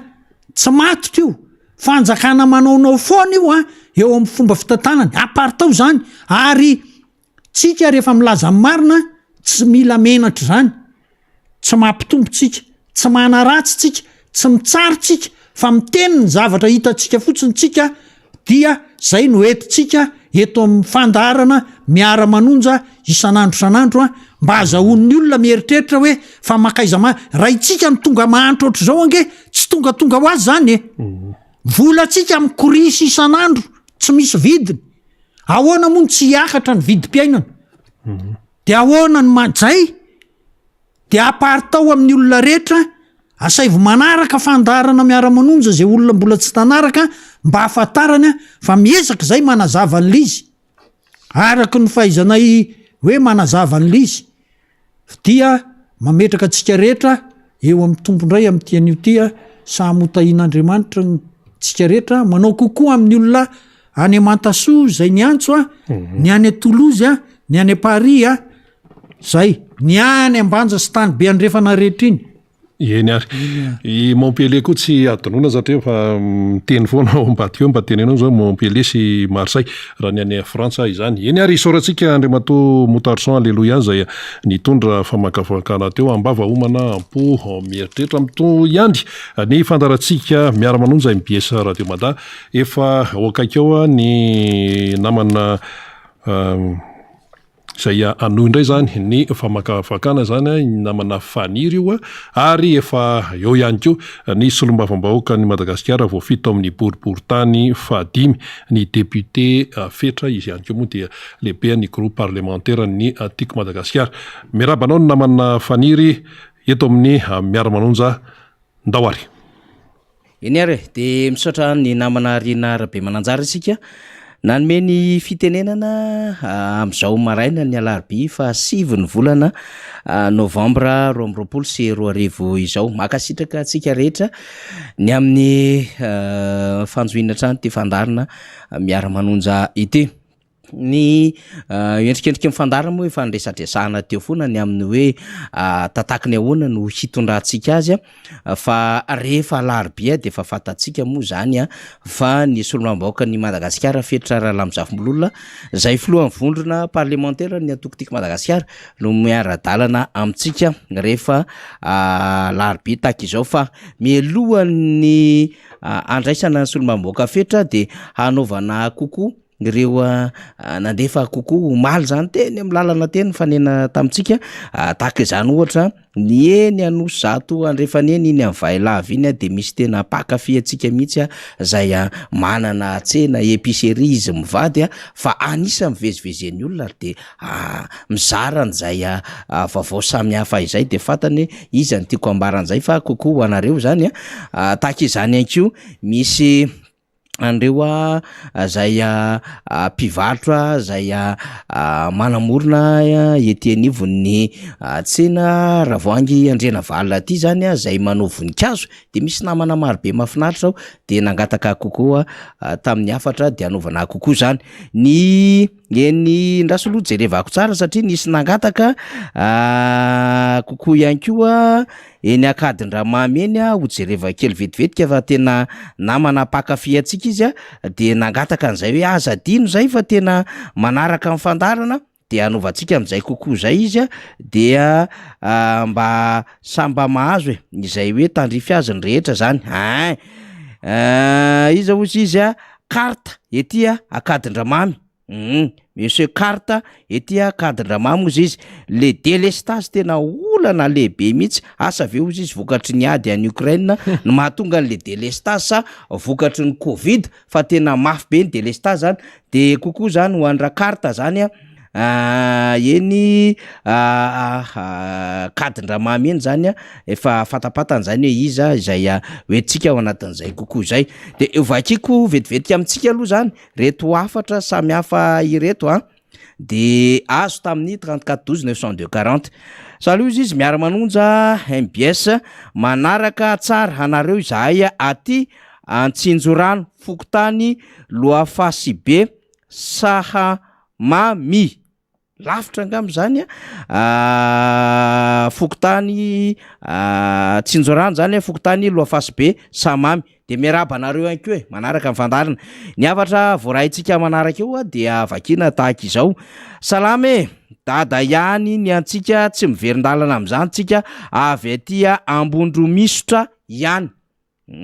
de arabaintsika ny Ambondromisotra iny lalana ny amin'ny RNC iny misy an'izany ny avatra manaraka de hoe miaraba faniry dafra eto Analakely ihany misaotra ny amin'ny famakafakana ahoana ny amin'ilay lalàna momba ny mitovy fananahana sy fanomezana zo an'reto vahiny reto mbola tantara be izy ty ry dafra fa de vitantsika ao mifandehana mireza manaraka amin'ny fandarina satria zaraina trano ny fivoarany vaovao ny avatra manaraka voarahintsika de hoe miaraba miara-manonja mba ataovy kokoa izahay aty Amboatavo Itaosiny faniry raha tsy mandresy any no manoratra Itaosiny zany ria Itaosy Amboatavo maraparana antsika azy aloha zany de hiditra am'izay tsika rehefa aveo de hoe bonjour miara-manonja tsy memitra itsony io fampandrosoana io zainy nataony namanato anatin'izay afatra voarahintsika zay zany misy mbola taritaray kely ty fa raisitsika ty afatra faran'ity zany de miditra indray tsika rehefa aveo miaraba miara-manonja faly be zahay eno any député fetra Rahalamozafimbololona indray eny ara efa nambarako tamintsika teo fa efa eto ny député fetra zany satria rehefa alarobia tahaka izao moa mazava ho azy de ny capitaine d'équipe ny vondrona parlementaire ny Antokotiko Madagasikara Andriamatoa fetra Rahalamozafimbololona no hiara-dalana amintsika dia efa eto akaiky eto izy hiaraka amakivaky indray zany ny tapany maraina anatin'ity sombon'ny fandarana zay rahantsika ty miara-manonja MBS Radio Mada miaraba député fetra miaraba faniry dia ao anatin'izany koa ny tondrana ny arahaba faly fiarabana tafaresaka amitsika mpanaraka an'izao fandarana ary tsy mahafoy ny miara-manonjy eto amin'ny MBS sy ny radio Mada izao. Saotra amin'izay fampidirana amin'ny tenanay izay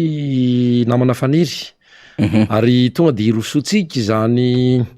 famakafakana sy fifanakalozana amin'ny zava-nisy nitranga tao anatin'ny izay andro vitsivitsy zay satria dia manakambary itsika manoloana izany a. Tsy tapenam-bavy itsika ary ny zavatra horesantsika eto dia araky nefa ambaratsika ombieny toy ny hoe tsy misy zavatra foronina ny eto amin'ny miara-manonjy MBS radio Mada fa manao ny asan'ny fanoherana izay fa tsy fanoherana botolo mifampizara ny vaovao manao sosikevitra ihany koa ao anatin'izany ary tsy misy eto sanatria fanaratsiana be fahatany zany ka dia ho hitanareo mazotoa manaraka hatramin'ny farany fandaharana isaky ny alarobia moa dia araky ny teny namana faniry teo dia ny tenako no miakatra amin'izao plateau zao mifampizara amintsika araky ny teniko teo izay fahitana ny zava-misy ny politika amin'ny ankapobeny ny ao anatiny ranisany tsy adino ao anatin'izany satria ao anatin'ny aktualité tanteraka mihitsy dia mahakasika ny fanisana mpifidy fanavaozana ifotony hatrany ifotony zany lisitry ny mpifidy zany manahoana ny fanatanterahana izany ary tafiditra zany ao anatin'izay le fitakina atao na toko maro koa de anisany tokony horesahana ary tsy tsahatra tsy angina mihitsy izay ny amin'ny hoe antso atao ny amin'ny isiny ny fifampiresahana isiny ny fifanatonana mba ahafahana manatanteraka le atao hoe fikonan-do nasionaly na fikonan-do pirenena namana faniry. Eny ary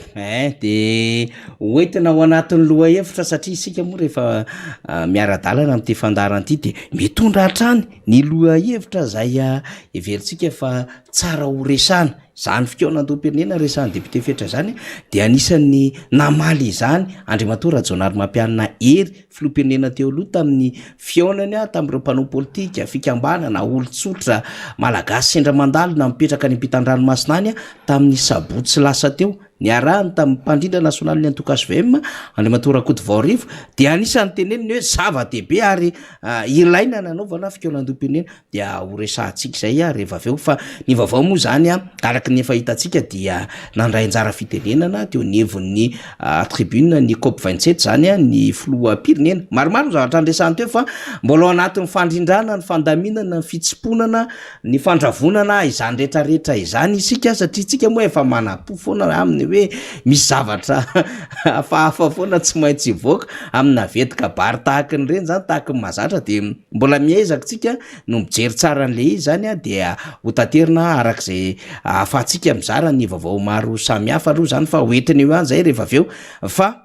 ny efa apozina de am'ilay tonom-bola 100 milliards de dollars zay nomany ireo firenena vavety omena zany ao anatin'izay hoe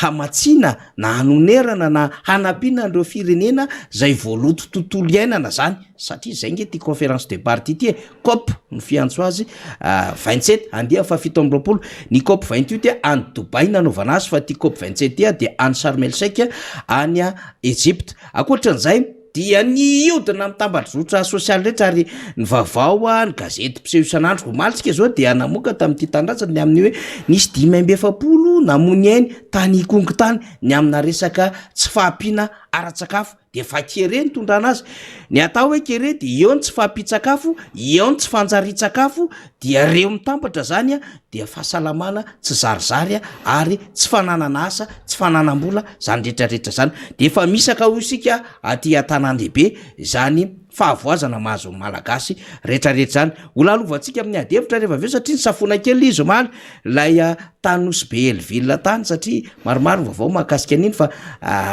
ataotsika zany ny amin'ny hoe mbola betsaka ny zavatra tokony horesahana eto amin'ity firenena ity fa ndelotsika andalo ato amin'ny député fetra alohan'ny iresahana refonte concertation nationale mino isika fa ohatra ny olo-pirenena rehetra akoatra mahasolom-bavimoaka azy ny solom-bavimoaka fetra raha lamizafim-bololona nahita an'ireny vaovaovana malagasy tena reraka soazanina tena hoe sahirana reny a tsy mihinan-kanina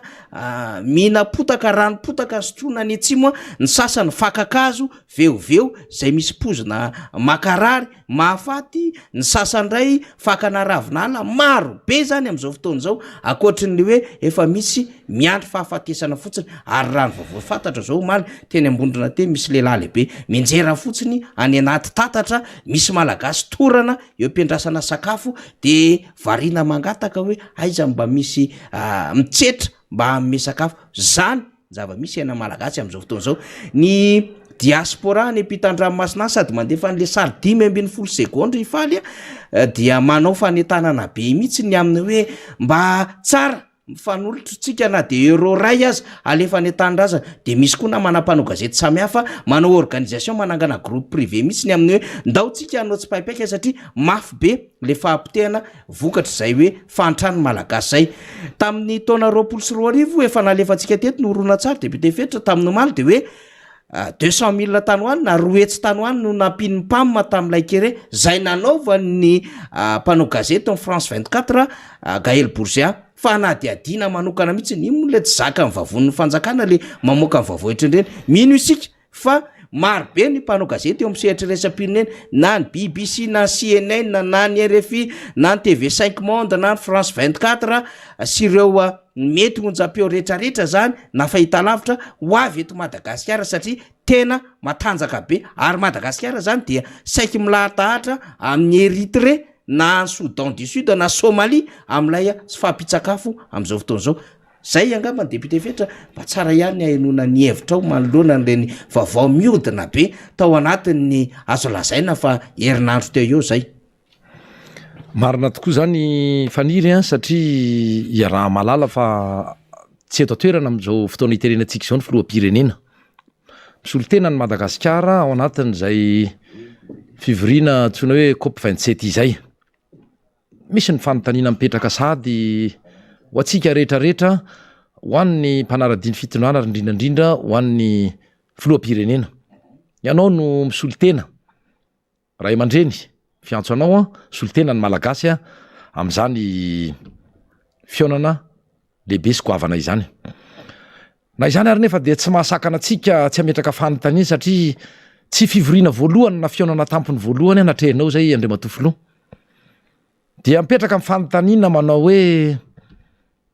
kabary tsara omana kabary tsara lahatra atrano no ataonao tsy hiditra amin'ny atsipriana nisy ny diso tamina kabary efa nataonao tany aloha tany fa makasika manokana nyty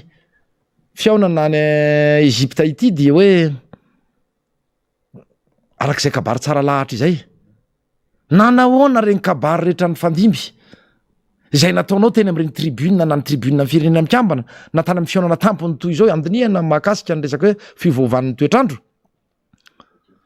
tena zavatra azo tanterahana ve tena navadika ho asa ve zany kabary zany sa fomba fotsiny sanatria toy ny mahazatra hoe manatrika ny tenako miaraka amin'ny délégation na izay manaraka dia rehajerena mandeha ny fotoana lasa ny andro lasa ny volana lasa ny taona tsy mivadika asa zany kabary zany fa nijanona ho kabary zay no mampametra-panontaniana foana amin'ny fomba fanaony zao fitondrano zao tena raha zany IOM zany ne tena fo paradisa kely mihitsy le Madagasikara raha izy tena mpiandohana ranonambara zay indrindra eny fa nambola talohana zany satria raha tsy tsisy ny fitadidiako dia tany ivelany mihitsy tam'izany fotoana zany no resahana zany tao anatiny mbola tsy filoham-pirenena izy tam'izany fotoana dia tany ivelany mihitsy tany am'ireny vohitry la Frantsa raha tsy diso no nanaovany an'izay fa zay le teniko hoe nivadika ho asa ve ain'le fitondrana am'izao fotoana zao ve namadika ho asan'izany de eo ny tonga ny fampitahana satria nisy filoha maro ny fandimby de tam'ity firenena ity nge tsy mbola Andriamatoandro Rajoelina rereny ny filoham-pirenena nitondra treto hatramin'izay nahazona ny fahaleovantena 12 taona lasa izay fa na izany ara tsy hainy tsy hanao fampitahana hoe iza no niteny zavatra araky ny fitenin'ny tanora hoe bobaka be de ampafirin'izay zavatra nampanantenana bobaka be zay ny tanteraka na teto atoerana io natao na nandritry ny fampelezan-kevitra io natany am'ireny atao hoe fionana tampony io a na mahakasika ny resaka fivavahany toetrandro ho iateo natany anivon'ny fivorininy firaisamby afrikanina natany amin'ny tribune ny firenena mikambana de mipetraka ny fanontaniana amintsika anjarantsika tsirairay vaoaka malagasy no mandinika hoe sao de misy tokony ovana andre matofoloha le fomba fanao tena mety ve tena amisaina tsy miangana tena mahatsapa ve nareo fa tena mety zao ataonareo zao any amy lalana tokony alehany ve nitondranareo le firenena zany fanontaniana tsy azo sakanana mihitsy ny zavatra nisy mantsy dia ny anay a indramiko lay teny filamatra n'lay atoko ray anankiray hoe niasa vita ny fampitsarana ary tsy menatra mijoro am'zany ny atoko tiako madagasikara tariany président Ravalomanana hoe niasa vita ny fampitsarana fa de maro ane zany ary tsy vitany hoe niasa vita maro fa asa vita raha fotodrafitrasa manokana no resahaka de fotodrafitrasa atao hoe mamokatra karazana investissement natao raha ohatra ka ny kolokolo an'ireny kolongatsika ireny tamin'ny fikarakarana azy tamin'ny resaka fanomezana kit scolaire ny fanamboarana sekoly hatrany alavitra faran'zay lantany lavitra andrina tany ny lalana de efa mety tsy maninona na leo ianareo fa zany lalana zany a lalandra mampifandray tondra mivatana maty a sanatria teratsam-batana anankiray ty rehefa ohatra ka misy lalandra tsy mamatsy raha itsony a izany a faritra ao anivondratsambatana zany toy izay zany mahazo an'ireny faritra tonikongo resahako ny faritra any amin'ny lavitra andrina araky ny tegna satria tsy misy feneraserana tsy misy vokatra mivoaka ao de miboka rery ao le vahoaka dia tsy mandrosy le firenena ka izay no iverenako ny fanontaniako teo hoe ny aratsika anandre teo zany reny kabary nataon'ny filohampirenena tany Ejipta reny fa maninona tsy mba mivadika asa mihitsy lay kabary ataony le filohampirenena isaky mandray fitenenana fa le kabary ane de tena tsara omana tsara lahatra fa tsy hain'ireo olon'ireo mihitsy mamadika an'izany zavatra no asa mba mpandroso an'le firenena mba iadanana na mba hanatsarana le iadanana loatra mbola sarotra ny teny azy fa farafaratsy mba hanatsarana ampiakarana n'lay farim-piainan'le malagasy a piraitany razana ka de zay zany no ataoko hoe tsotsotra fanamariana satria efa karazana tambavy fisotro efa mahazatra ny sofina sanatriny zany a ilay kabary ataon'le filohampirenena rehefa mivoaka amin'ny Madagasikara enina eto atoerana ry izy a na hitokana zavatra de ampanantenaina vao mahita vahoaka de mampanantena nefa fantatra fa zavatra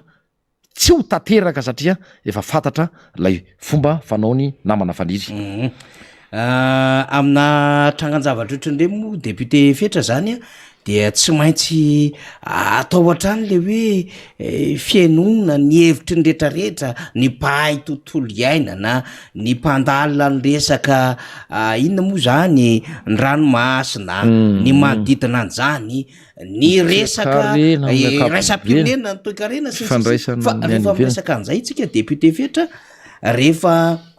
nanao an'lay forum national ny fitondram-panjakana de ny resaha tao anatin'le forum national de za investissement makany am'le hoe emergence Madagasikara de ny aminy hoe anafatra biby zany hoe anamora ny fampidirana biby eto Madagasikara zany zay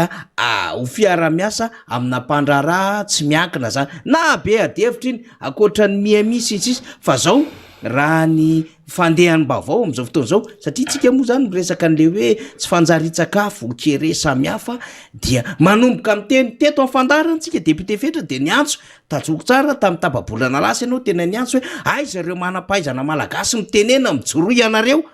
de efa misy miteny am'izao fotoana zao momba ny resaka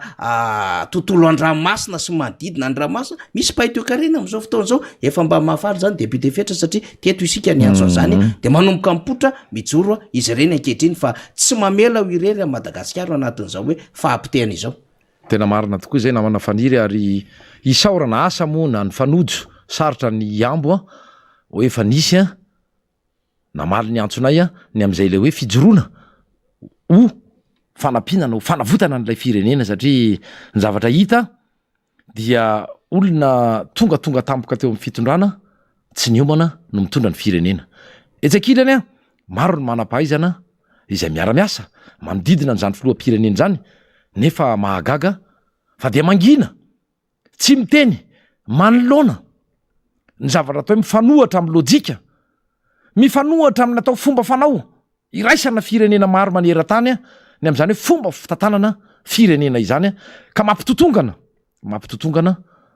ny fiainany sy ny fari-piainany malagasy am'izao tsika miteny zao ary fiteny matetika teny hoe mbola tsy nisy toy izao atao anatin'ny 12 taona tena mariny zay maninona ny manginy reo avara-pianarana manodidina ny filoam-pirenena de zao ny fomba namaliko azy hoe satria reo on ne parle pas ve la bouche pleine mbola feno ny vavandreo de tsy afaka mitena tsy zay indrindra mantsy inona zany lay zava-misy inona le zavatra misy eto amin'ity firenena ity tombontso manokana sy fitiavatena no tena mbola manjaka fijerena ny any tena manokana no ataon'ny mpanao politika ny akamarony tsy mijery afa-tsy zay tombontso manokana zay tsy misy lay fijerena na fitsinjovana lay mpiarabelona zay efa fadiranovana de nyresaka tany atsimo i namana faniry teo resaka kery ny aitany efa mihinan tsy fihinan'lay mponina any mahaontsa mijery ny zazakely sanatria tenina ohatry ny taoko fafa sisa iny fehany iny sy ny ratsambatana iny so ihany fa teo tafaresaka izahay tamina namana miasa ao amin'ny USAID na USAID na ny ambasady amerikanina sambandrara zay manampy atsika betsaka ny am'izany any atsimo izany zao ny tenin'lay namanao satria miasa izy de mitondra nyreny iraka na ireo mpiasa eo anivon'ny ambasady amerikanina indrindrandrindra ny eo anivon'ny USAID na USAID zao ny tenin'zareo maromaro izy ao ary ny fampiresaka taminay tsy afaka tononoko mony anarany sotra anareo tamin'ny fampitana vaovao tsy sanatria ho fanaratsiny ty akory fa izao hoe raha tsy nisy ny amerikanina raha tsy teny USAID sy ny ambasady amerikanina mitondra fanapina amin'ny lafo maro de asa zay mbola nanjo efa mafy ny mahazo azy efa mafy faran'zay mafy teny natao hoe aotry ny afo be ny fiainany olona ny atsimo any tsy arak'ilay nampanantenaina dia adinon'ireo tanteraka zay ny tenindrareo adino ny fitondram-panjakana tanteraka zany fikarakarana afa ny zavatra nambarany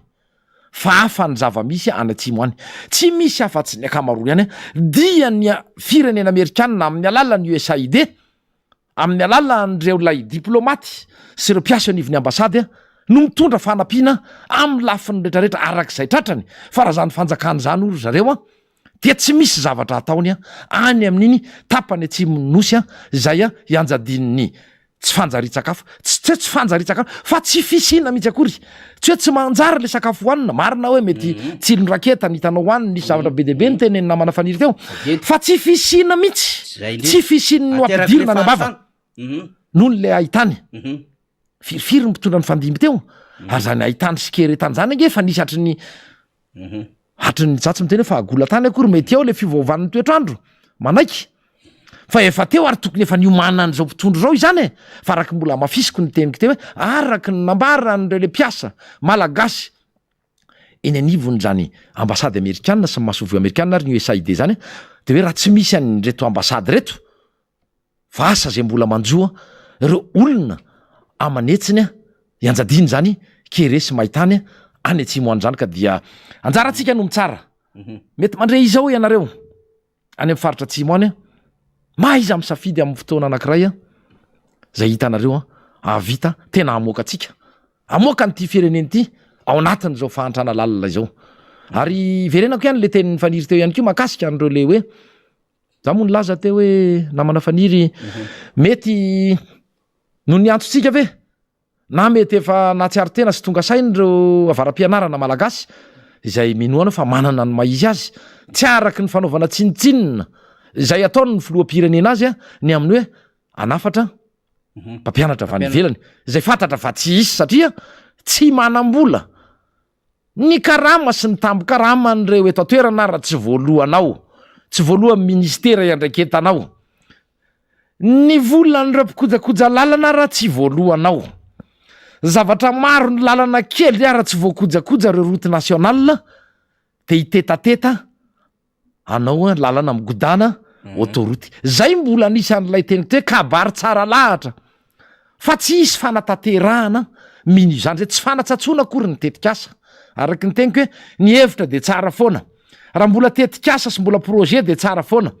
fa ain'lay mpitondra ave mamadika an'izany ho asa ary zavatra marobe ny ilaina am'izany mila famatsim-boly zany fa hatram'izao tsika miteny zao ane mbola tsy hita mihitsy hoe tsy hita mazava iza moa no matsy volany zany zavatra any atreo anatina fahasaranana arabola le firenena ary oka zay le fialana am resaka ady any Ukraine araky ny ohatra nalainy namana faniry teo e so de hoe oailika any ko hoe nikere misy any atsy moa ne ka no niady any Ukraine sa ve ny resaka covid koa no niady any Ukraine sy ny fatra fa tena hoe ampy zay a lay fandrendrehana saim-bahoaka na le demagogie aza fitahanao anaty tsy fahalalany a lay vahoaka malagasy vahoaka malagasy ko manao hoe ampianaro ny ankizy mba enoy le vaovao fataro ny zavatra tena misy eto am'ty fireneny ity enoy ireo hainao media isan-karazany reo ao ny vakio ny gazety raha manana fahafahana manao izany ianao eny an-dalana eny eny mpivarotra nge afaka mamaky ianao eno ny radio hovaivay le radio enona na le tele jerena afahanao malala hoe reto a aizao marina ny tena zava-mihitsy aza mionona amina hoe indrindrandrindra ny TVM ny RNM nafananam-bahoaka azy io tsy miresaka io tsy miresaka io ny tsikera oentiny ny etenivo mifanoherana mba ho tena hoe fampanjakana zay demokrasia zay ary fampafatarana na ny vahoaka malagasy ny tena zava-misy marina mitranga ivelan'le renivohatra eny fa naeto am'ty tanàn-dehibe renivohatra ty ara de misy ny zavatra zay ataoko hoe inina afenina satria manelingelina ny mpitondra ny filazanina ny zava-misy marina le atao hoe vérité de midéranger andrareo manelingelina azy le filazana zay ka dia lasa raisy ny tony fananany manokana izany aina manjery mpanjakana RNM sy ny TVM zany zay ny mahakasika aniny namana faniry ny resaka hoe kabary tsara lahatra isaky ny miakatra eny am'ireny mandrainy ihany eny ampilipitra na fiaonambe toy ireny tsisy vokany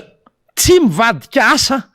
tsy misy vokany a fa mijanona ho resaka hatrano zany a de vo fitaka le vahoaka malagasy naninona moa izay no nyteny an'ireny ary tam'ireny fotoan'ireny tamin'ny tsy teny iverenako ny tamy 7 sorarivo na mitovitovy ihany ara nahazo anay mafy ane zany nahazo anay taty mpikambana tiako Madagasikara mafy ane nahazo anay fa tsy hitarainana satria tena koa lehilahy tena koa atao hoe olombelona tondretra mety mba manana mba voadona ihany ny ampipo mety mba nisy ihany alahelo tao anaty noho ny hoe tsy rariny nataony ny indrindrandrindra ny mpanaradia ny filohandry rajoelona mpanongampanjakana mihitsy aloha ary zay tonga de itsiny nange zany saika mba mody mba hoe tsara fanangy de mba mody tsy te hiresaka an'izay a ry mpanongampanjakana tsy manina fa de faniry fa ny teny an'izay a no toraham-bato izay tena ny toraham-bato amdika marina tsy sens figuré io a tsy hevitrana fa tena midika marina hoe no toraham-bato izay no toraham-bato ny pombany mpanaradia ny filora valomana tamin'ny 7 vato efa vahoamana nararaka tena misisina arabe niainga tam'izay le fanonganam-panjakana nesony izay latsainy izay ny vokovokisana sy ny montena ny lohan'ireo mpivaritra reo a ankahalany zany hoe mpanaradia ny filora valomanana tam'izany fotoana natao dolo zao anaram-biby sy anaram-borona rehetra zao a oentina anaratsiana ny mpanaradia sy ny filora valomanana fironona dolo zao atsangatsy amanorana rehetra zao inona nefa ny zava-misy mbola io mijoro na le tokotiky Madagasikara zay tarihan'ny président Ravalomanana satria manomboka tonga saina le vahoaka malagasy manomboka mahalala ny zavatra tena nisy nanomboka tamin'ny 7 sorarivo ny vahoaka malagasy manomboka mivoaka ny atotanisy am'ny resaka hoe fitombony arkarena tsapa am'izao fotoana zao ary isaorana mihitsy zany mpahay toe-karena mpampianatra professeur eny amin'ny université maromaro izy reo sasa mahay manam-pahaizana manokana momba an'ireny biby reny le primate reny reny ragidro ny faune sy ny flore ny biby zava-maniry malagasy zay tsy misy afa-tsy eto amintsika mpahay momba ny resaka ranomasina sy ny arenany ranomasina sy ny zavatra manodidina zay fa ny mpahay toe-karena ihany koa zay tena nanaovana antso mihitsy hoe mba mitenena rea mijorory ianareo fa manana didy a men'Andriamanitra fanomezam-pahasoavana ianareo a mahalala zay hoe fombafomba tokony fitantarana firenena ny fomba fanaovana kajy a tsy kajy idirana mbola ty aposy fa kajy a fombafomba ahafahana mamoaka n'le firenena manavitra n'le firenena manampy ny vahoaka malagasy mba tena hoe iaina tsaratsara kokoa mpiakatra ny farim-piainana zany vahoaka malagasy zany fa tsy mbola nisy ozy izy araky ny teny lay professora mpahay toe-karena nanao hoe tsy mbola ny totongana toy izao a ny fiainandra malagasy sy ny sy ny toe-karena malagasy a ratsy tamin'ity fitondrana Andriamatoa Andry Rajoelina ity tsy ny mpanohatra na nytiky Madagasikara tsy ny solombamoaka tiako Madagasikara na ny miara-manonja no ny teny izany fa olona manana ny maizy azy a mpampianatra eny amin'ny université tsara zay mba hahatonga saina hoy ateo satria tsy ary aian'izany toe-kareny zany nge ny malagasy ray manontolo samy manana ny ainy io zarazarainy fameza-pasoavana sy zavatra isika rehetra araky ny teniko teo hoe mbola feno ny vavan'ny sasany de manaraka ambokiny tsy misy eritreritra afa-tsy ny hoe tombontsoa manokana ho fitiavatena ny a manokana de ny a de ny ana zay zany ny zavatra manjaka eto amin'ity fireneny ty am'izao tsika miteny zao zay no mahatonga anay miteny am'lay hoe verina any amin'ny tena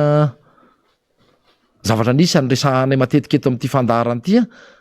sy eny anivony ny tiako Madagasikara izay sy ny RMD maro ny mpanohatra amin'ny akapobeny dia fiaonana tena ilaina re le fiaonana tena ilainana le fiaonana ilaina le fampiresahana zay fomba hiatsotsika azy tsy maninona anaovantsika teny erana atao teny erana le izy satria tena latsaka katerena mahonena ny mahazony vahoaka malagasy tena tsy mbola ny aina zavatra toy izao miara-mahatsiaro isika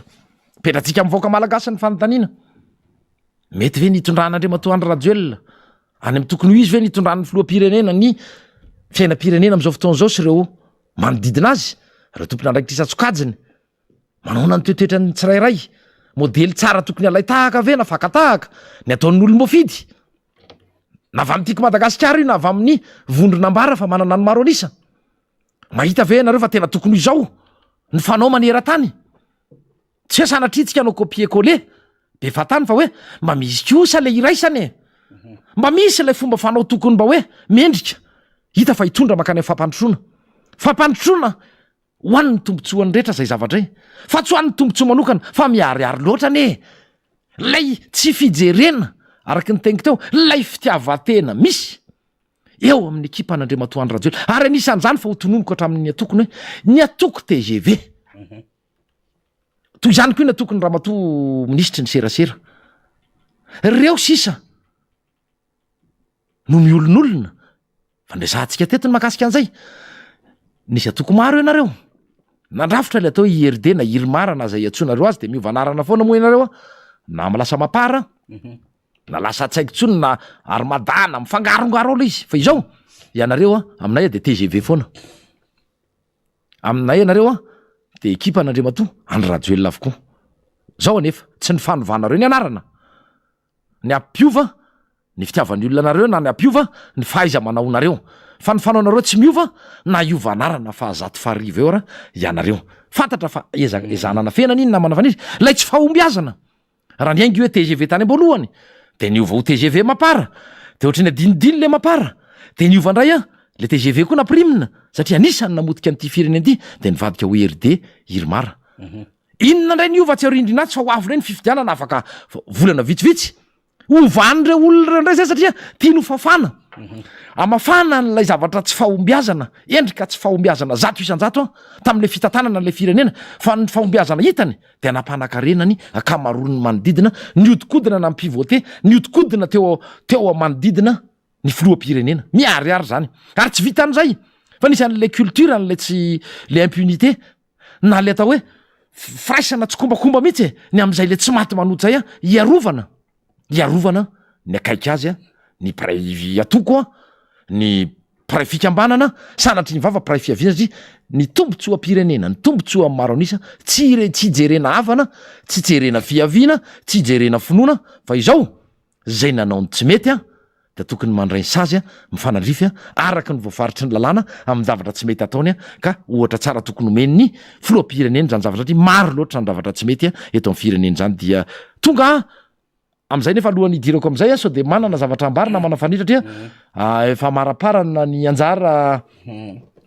fandraisako fitenenana eto am'izao plateau zany tena koa tsara angamany averiko any amin'ny namana faniry ny fitenena satria mena fa manakambary zao zandry ny fanamafisana angamba député fetra de hoe alanenina farany no atao antso faraparany ny atao am'le fitondram-panjakana satria zavatra rehetra kio de misy fetra fa mazava be ny tenin'Andriamatoa Rajonary mampianina raha amandreny be eto amin'ny firenena na tiana na sy tiana ny Filomary Karavalomanina manko député fetra zany de nitenen'le hoe betsaka ny zavatra mila lamina fa anisan'zany ny fifidianana efa ntenaiko ny teonivo ny sehatraisam-pirenena tamin'ny alalan'ny volony Européenne ary ny OIF na ny organisation internationale de la francophonie dia efa ny eno karazana entité politika maro eto Madagasikara ary ny PNUD ihany ko de efa nisy fanatonana marobe zany hoe miara-mitepo miara-misaina Madagasikara zany reo sehatra rehetrarehetra io ny ACD2 zay mpiambina ny demokrasia sy ny fanjakana tandalana ny CFM zay mbola tiako manamarika zany fa mbola tsy ravo fa ny décret ny constatation ny amin'ny hoe tapitra no mandahana no misy de efa samy miteny reo rehetrarehetra reo hatramin'ny FFKM mifanatona mifampiresa alamino le firenena de io nge arakaraky ny izingezina n'le fanjakana teo député fetra tsy mety hidirana anatin'izay firy maty any Kongo firy maty any Atsimo ary le maty tany Kongo député fetra maty ny basy ahitany aloha de teo maty ny basy de taloha maty ny basy maty ny Rivodoza député Brinel nge ny teny hoe tanoany amin'ny zato tanoany ozy izy ny BNGC hafa na azony le député Brinel fanenjehany zany tao anatin'ilay vonana misy azy de ohatran'izay anko voatifitra reo mponina tao Ikongo dia zao ndray gazety nose hoe 5 maty mbola azo lazaina fa tsy officiel zany fa mbola fantaritsika hoe firy zany no efa ripaka vokatray hoe hanoanana zay sy tsy fampitsakafo zay tiatsika resana am'zany de zao raha ohatra zany le fitondram-panjakana efa nanaiky tany amin'ny fotoana ny etsona n'le feonam-be-pirenena dia limité ny dégâts zay ataon'izy ireo fa ny problème député fetra de zao le tsy fahaiza mitantan'le mpitondra mihitsy de mieritreritry atao inona mo fikanando fa nga misy crise fa io zao crise alimentaire nge io tsy fanjari-tsakafo io e io fahantrahana io crise na resaka insécurité misy am'izao fotoana zao crise de confiance eo amin'ny vahoaka sy mpitondra dia farany lasa betsaka le fandraisana andraikitra fitakina am'le hoe aloha zay anao fitsaram-bahoaka be da be ny fisehoana akoatra ny crise économique sy ny crise politique am'izao fotoana zao ka raha nanaiky zany le fitondram-panjakana hoe ndao ary irosotsika ny dinika dia tsy nandany vola amina refonty sadasady ohatran'izao ny fitondram-panjakana sy ny seni raha nanaiky le fitondram-panjakana nanao an'ilay fikaonantom-pirenena dia tsy hisahirana akory satria fomba fiteny hoe nareo de misahirana tsy hisahirana akory ary tsy anitsaka lalàna ny hoe nde omena amin'ny imprimerie tsy miakina ny anatota imprimé zay asan'ny imprimerie nationale lalàna zany ary tena zavatozy zany satria sarobidy saropady ny taratasy-panjakana ka tsy azo mena ny sehatra tsy miakina raha nanaiky le fikaonanto ny fitondram-panjakana député fetra de azontsika everina ihany ko tsy potika ohatran'izao reko karazana orinasa amin'ny fandrobana ataony ny mpiaradia amin'ny fitondrana sasany ara mahavita mamoaka autorisation ny sasany mahavita manoratra commune tsotro zao maro be le zavatra mitranga fa zao ny tsy fanaovana an'le concertation dia me mahazo aina le olona ao anatin'le fitondrana de manaonao foana satria ohatra ny hoe vaky balina farapara mieritreritra zany le mpitondra fanjakana am'izao fotoana zao fa hoe tetezamita no misy de tsisy fanaraha-maso tsy mitsabaka ny sehatra iraisam-pirenena samy mihinanao daholo vary be menaka ambany labasy ozy izy rina zay midira zay mbola tsy mihinana de manao ohatran'izay fa raha niditra tamin'le fikaonando zany de mba limité ny dégâts tsisy an'izany volamena manjavony zany tsisy an'izany arem-pirenena miondrany zany satria efa samy mitandrotandrona ao anatin'le fomba fitatana ary na ny système électoral aza dia manomboka mametraka fahamialona ny rehetra zao hatramina fitondrana sy mipanoana azy député fetra de efa hita mibaribary zao mihitsiny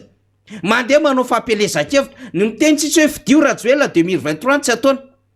fa efa mazava be manararoatra am'le vide juridique de le seni tsy mahateny eo anatrehan'izany nefa nambara Flora Jonary mampiana tamin'ny sabotsy teo rehefa mietsika kely fotsiny filomary karavalomanina de sakanana enjehana pahanana mpanohatra sy nyretraretra ihany ko de zay zany le mbola anipazantsika afatra ihany hoe eny efa betsaka ny simba ny simbainareo tahaka ny nataonareo 2009 ianareo zany de vinivinin'olona tsy azo mena fanjakana ianareo zany de karazan'olona tsy azo ampitantanana firenena satria akoatra ny tsy mahay mitatana de manimba firenena ary manaonao foana zay nge mahatonga manapaizana manao état de lieu am'izao fotoana zao manao constat samihafa ny aminy hoe hafa ny tamin'ny andro ngiara-valomanana ary mbola mampahory any re tsy mitovy hevitra aminy ary ny tenin'ny président rajonary mampianina iny koa mbola nafinaritra avy fahavononana ve efa naseho atsika zany asa sitsisa ve efa niezakitsika fa zao petsaka ny zavatra mila isainy ka reto olona reto zany de zao olona vaky balina mahazo fahefana de izay le mbola tiatsika tenenina hoe mba manaova profily ba re tompoko mba miaikeo hoe misy zavatra be tabe tsy metsy ataonareo fantatra fa mikonkonina te hanova gouvernemanta nareo fantatra fa mikonkonina te hanala sénateur nommé nareo de anendro lafa ao satria ohatra ny tsy mahatokotoko ve nareo ka raha ohatra ka hoavy fividiana filompirenena metraka fialana amin'ny président république le olona atoko isanareo no eo zany daholo nge mandehandeha any ambadika any hatramin'ny fanovana an'ireo rafitra samihafa sy ireo olona mpiara-dalana aminareo satria mieritreritra ianareo 2023 fa tena mila fitandremana ary zay le tsy anekeny rehetra satria omailo eto io fa nytenena isy député fetry tena mifampitady eto aloha fa tsisy tia mataingena amboziny zany eto ary la ijoro no ijiro eo zay zany le ezaka rehetra ataony rehetra hoe mialo mandritra ao arin'ny fifidianana fa eto zany de mbola fampisainina faraparany fonina ataontsika député fetra hoe raha mbola misy tsika ala-peritreretana ihany tompoko le fitondram-panjakana sy manodidina azy misy olona avy aminareo inge efa mimbokevitra hoe tsisy hevitra ty fa fikeonan-doha e misy antokony ara-dalana taminareo efa mba miteny hoe fikeonan-doha marina ny izy ndao ary ifampidinika tsika de mba midira re tompoko fa arakaraka ny izingizina anareo amin'ny hevi-diso io ifikiranareo amin'ny fahefana io foana ny anaovanovanareo foana anapitehanareo firenena kanefa na izany na tsany tsy maintsy misy joro ary zay mahafinaritra antsika député fetra efa mijoro mivatona sonotsonontany am'izao fotoana zao anamafisako an'izay tenyny faniry zay a dia ambarako ampomba ofisialy na tsy anonona ry aho reo atoko manana ny maizy azy anisan'ny lehibe indrindra eto amin'ity firenena Madagasikara ty dia efa ny fampiresaka taminay sy tamin'ny président Ravalomanana ny am'izay mahakasika ny hoe tokony hirosoana amin'ny fikaonan-doha-pirenena tsy maninona ataoko hoe fikaonan-doha-pirenena aloha izy atreto fa azotsika hovanao zany a raha izay a no anisan'ny sakana tsy atongavany ny eo anivon'ny mpitondra fanjakana indrindrandrindra ozy ateo hoe ny atoko TGV io a sy ny atoko ny freedom zay any ministry ny serasera reo sisa atao hoe atoko manana mpifidy tsy manaiky fa ny hafa tsy fanambanina akory mety samy manana maizy azy fa ny akamaroan'ny teny hafa dia tsy manana électeur akory tsy manana olom-bofidy tsy maniny tsy sanatria akory hoe fa nivaivana anareo fa marina ny zavatra resahana eto hoe ny atoko iaho teo ny ara-nanonga-panjakana ary ny aiky zany olony zany nisy ny vao ny fampiresaka taminay afaka omaly nisy ny fampiresaka anay tamin'ny herinandro lasiny nisy ny sasatsasany efa amam-bola an'izay a efa nisy ny fiaonana maromaro ny efatra indimy a ny amin'ny tokony irosoana am'izany efa miaiky ireo ary ireo ny ara-nanonga-panjakana satria miaiky zay mihitsy ny teniny a tsy hoe akory mifanatrika aminareo tiako Madagasikara izay de hiteny hoe zao fa izao ny fomba fiteniny azy raha ny filora Valomanana ny mbola teo amin'ny fitondrana tsy ho toy izao mihitsy ny fiainany vaoaka malagasy tsy ho toy izao ny fahasairanana mianjady a iraisany ny 7 isanjato a ny 7 ny malagasy tsy ho toy izao ny fiainatsika teny ny voaka ny vavana tompona andraikitra na toky lehibe eto amin'ny firenena tsy tokany io a fa misy a 5 enina eo a 7 raha mitambatra any a eritrereto fotsiny mety ho firy ny vato azony tsy mbola miresaka fifidianana izahay fa zay le hoe fahatsapana fa latsaka katerena latsaka anaty fahantrana lalina ny firenena tsy misy tsy azo iodivirana ny firosoana am'zany fikaonan-doha-pirenena zany ka mbola anaovako antso anamafisako ny antso efa nataoko teo fa nitelony amin'ny teny an'ity ndao re ry atokony fitondrana Andriamatoa Rajoelina jereo a ny tombontsoa iraisana atsaro le fitiavatena mety ho anao mety tsy mahakasika anao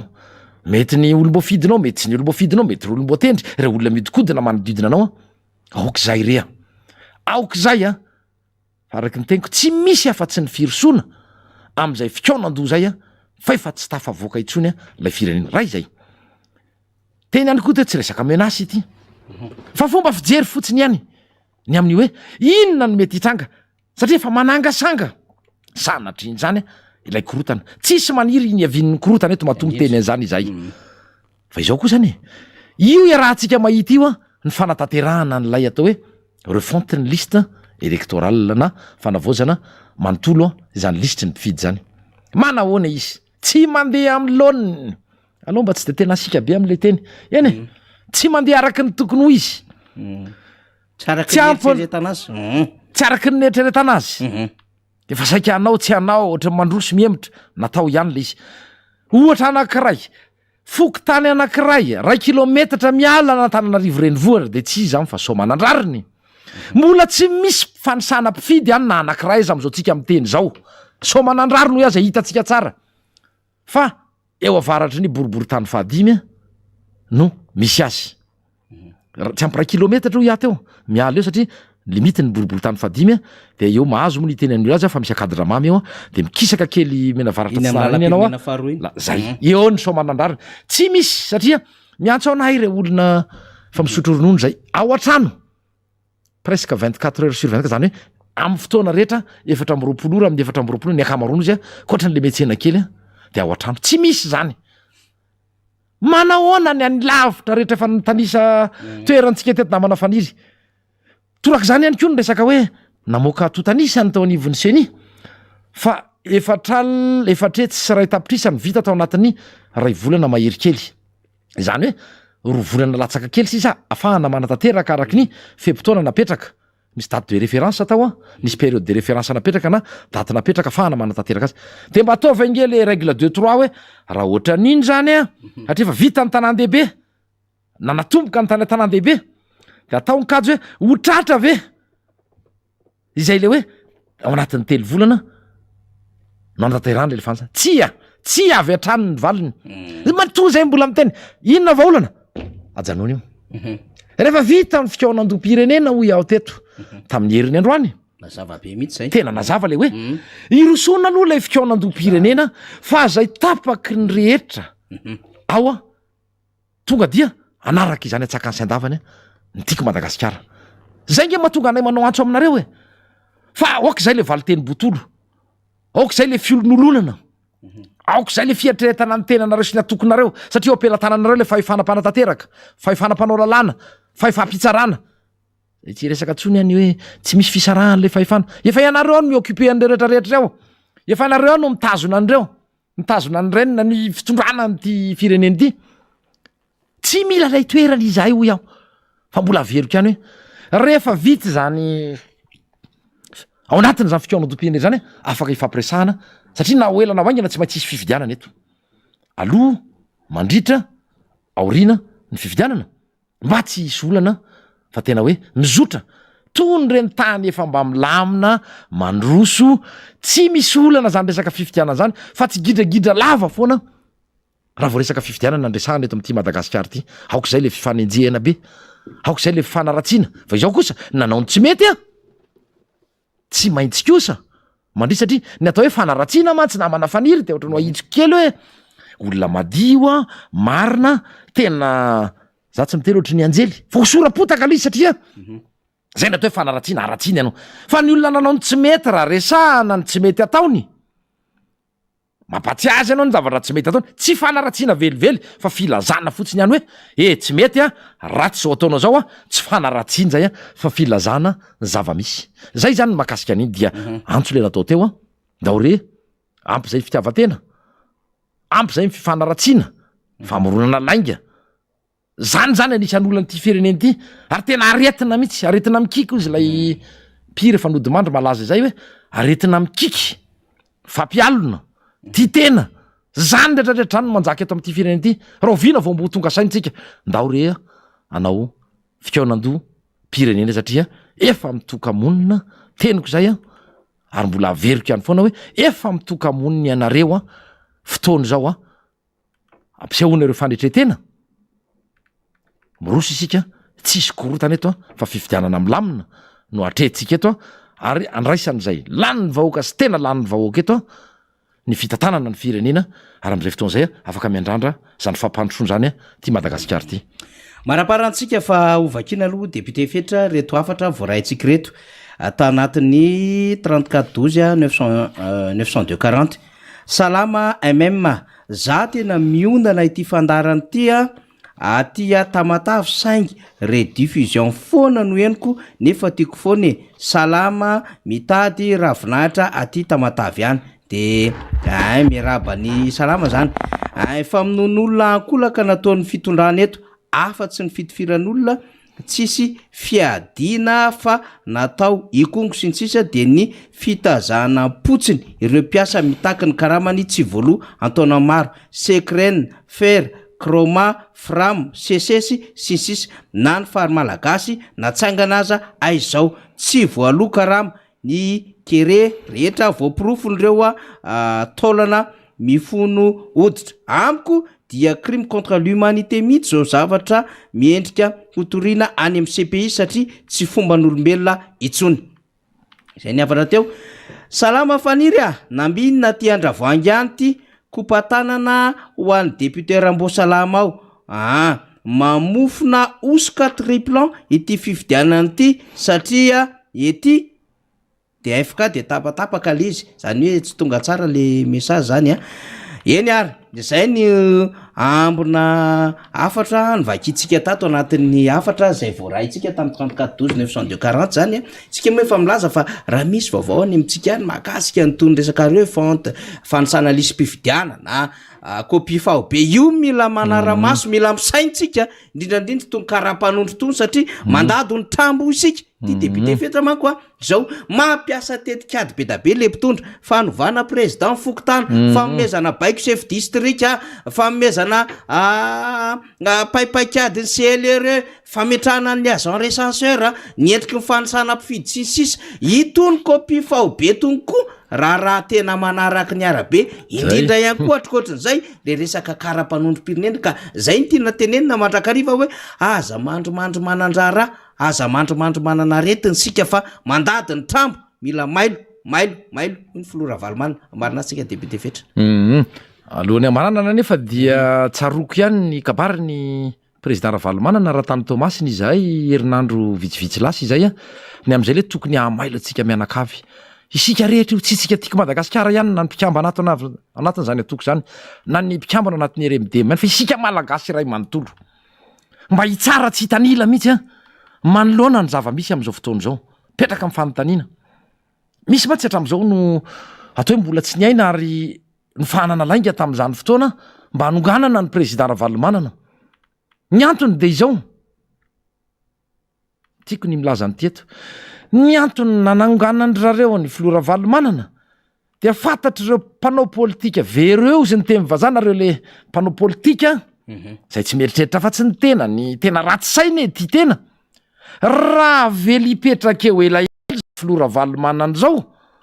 de androsy ty fireneny ty tsy anana ny toerantsika tsony isika mpanao politika fa ho takona tanteraka de vitany amintsika satria betsaka ny mpanao politika ekena mety ho asa zany tsy mandaha zany izay findrindrandrindra reo tsy manana antonasa fa hivelona amin'ny politika ary mamadika ny politika foana ho atao fivelomana sy na nininona etsika mitranga ho an'ny sasa moa ny rahantsika nahita na olana eny anivo ny fiangonana de japina misy fifaninanana eny anivo na hainao manjery tsy miakina tokony ho fialam-bolina reny télé-réalité ireny de mbola hitsofoan'lay politika anaovany sasany samboady alefa mialomakeny am'lay toerana anaovana n'lay famaranana n'zany fifaninanana zany de karamaina ny olona de etsona olona mpanaovana ny lokony lay atoko misy azy de tsy izy zany fa ny atoko mpitondra de horakorahana nefa kilalao le atao zay le teneniko hoe tsy misy etika le izy fa nininona etsika rehetra de ararotina vadika politika na de mba hoe fialam-boly sy fandarana manokana any aminahinao manjery tsy miankina aza de tsy misy miteny ianareo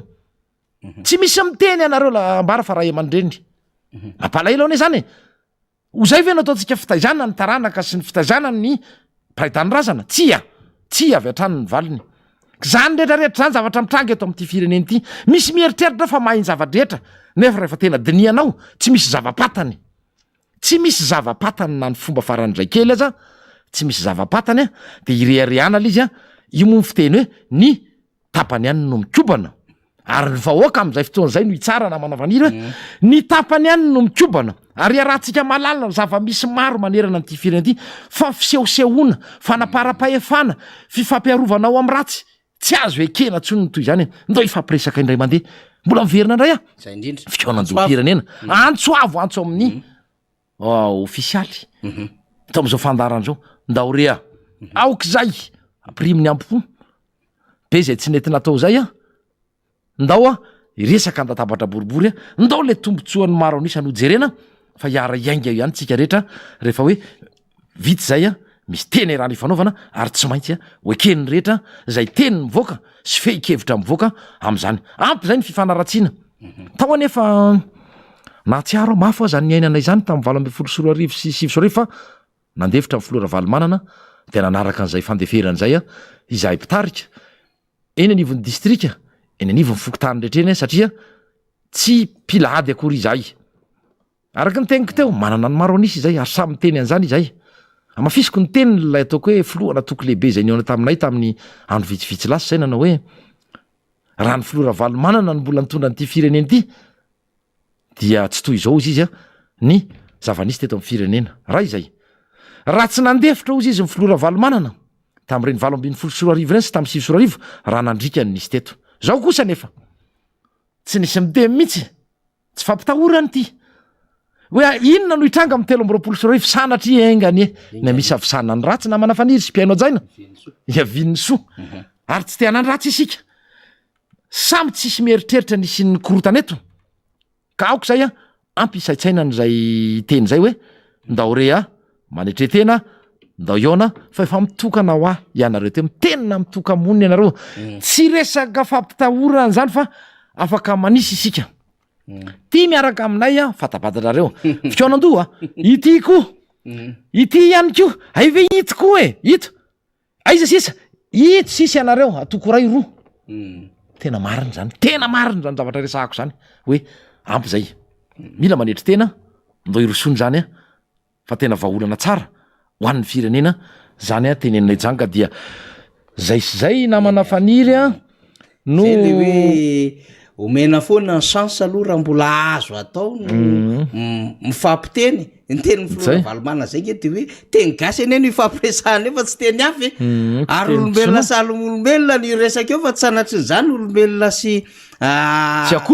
biby ohatra nasalamzany ary tsisy mifampina anao fa olona mifanaja tsara ka atsipo ny tady any atandroko ny barea atsipo ny teny eny ampon'ny olombelona moa zany de betefetra de misaotra betsaka anao ny ara-dalina tam'ty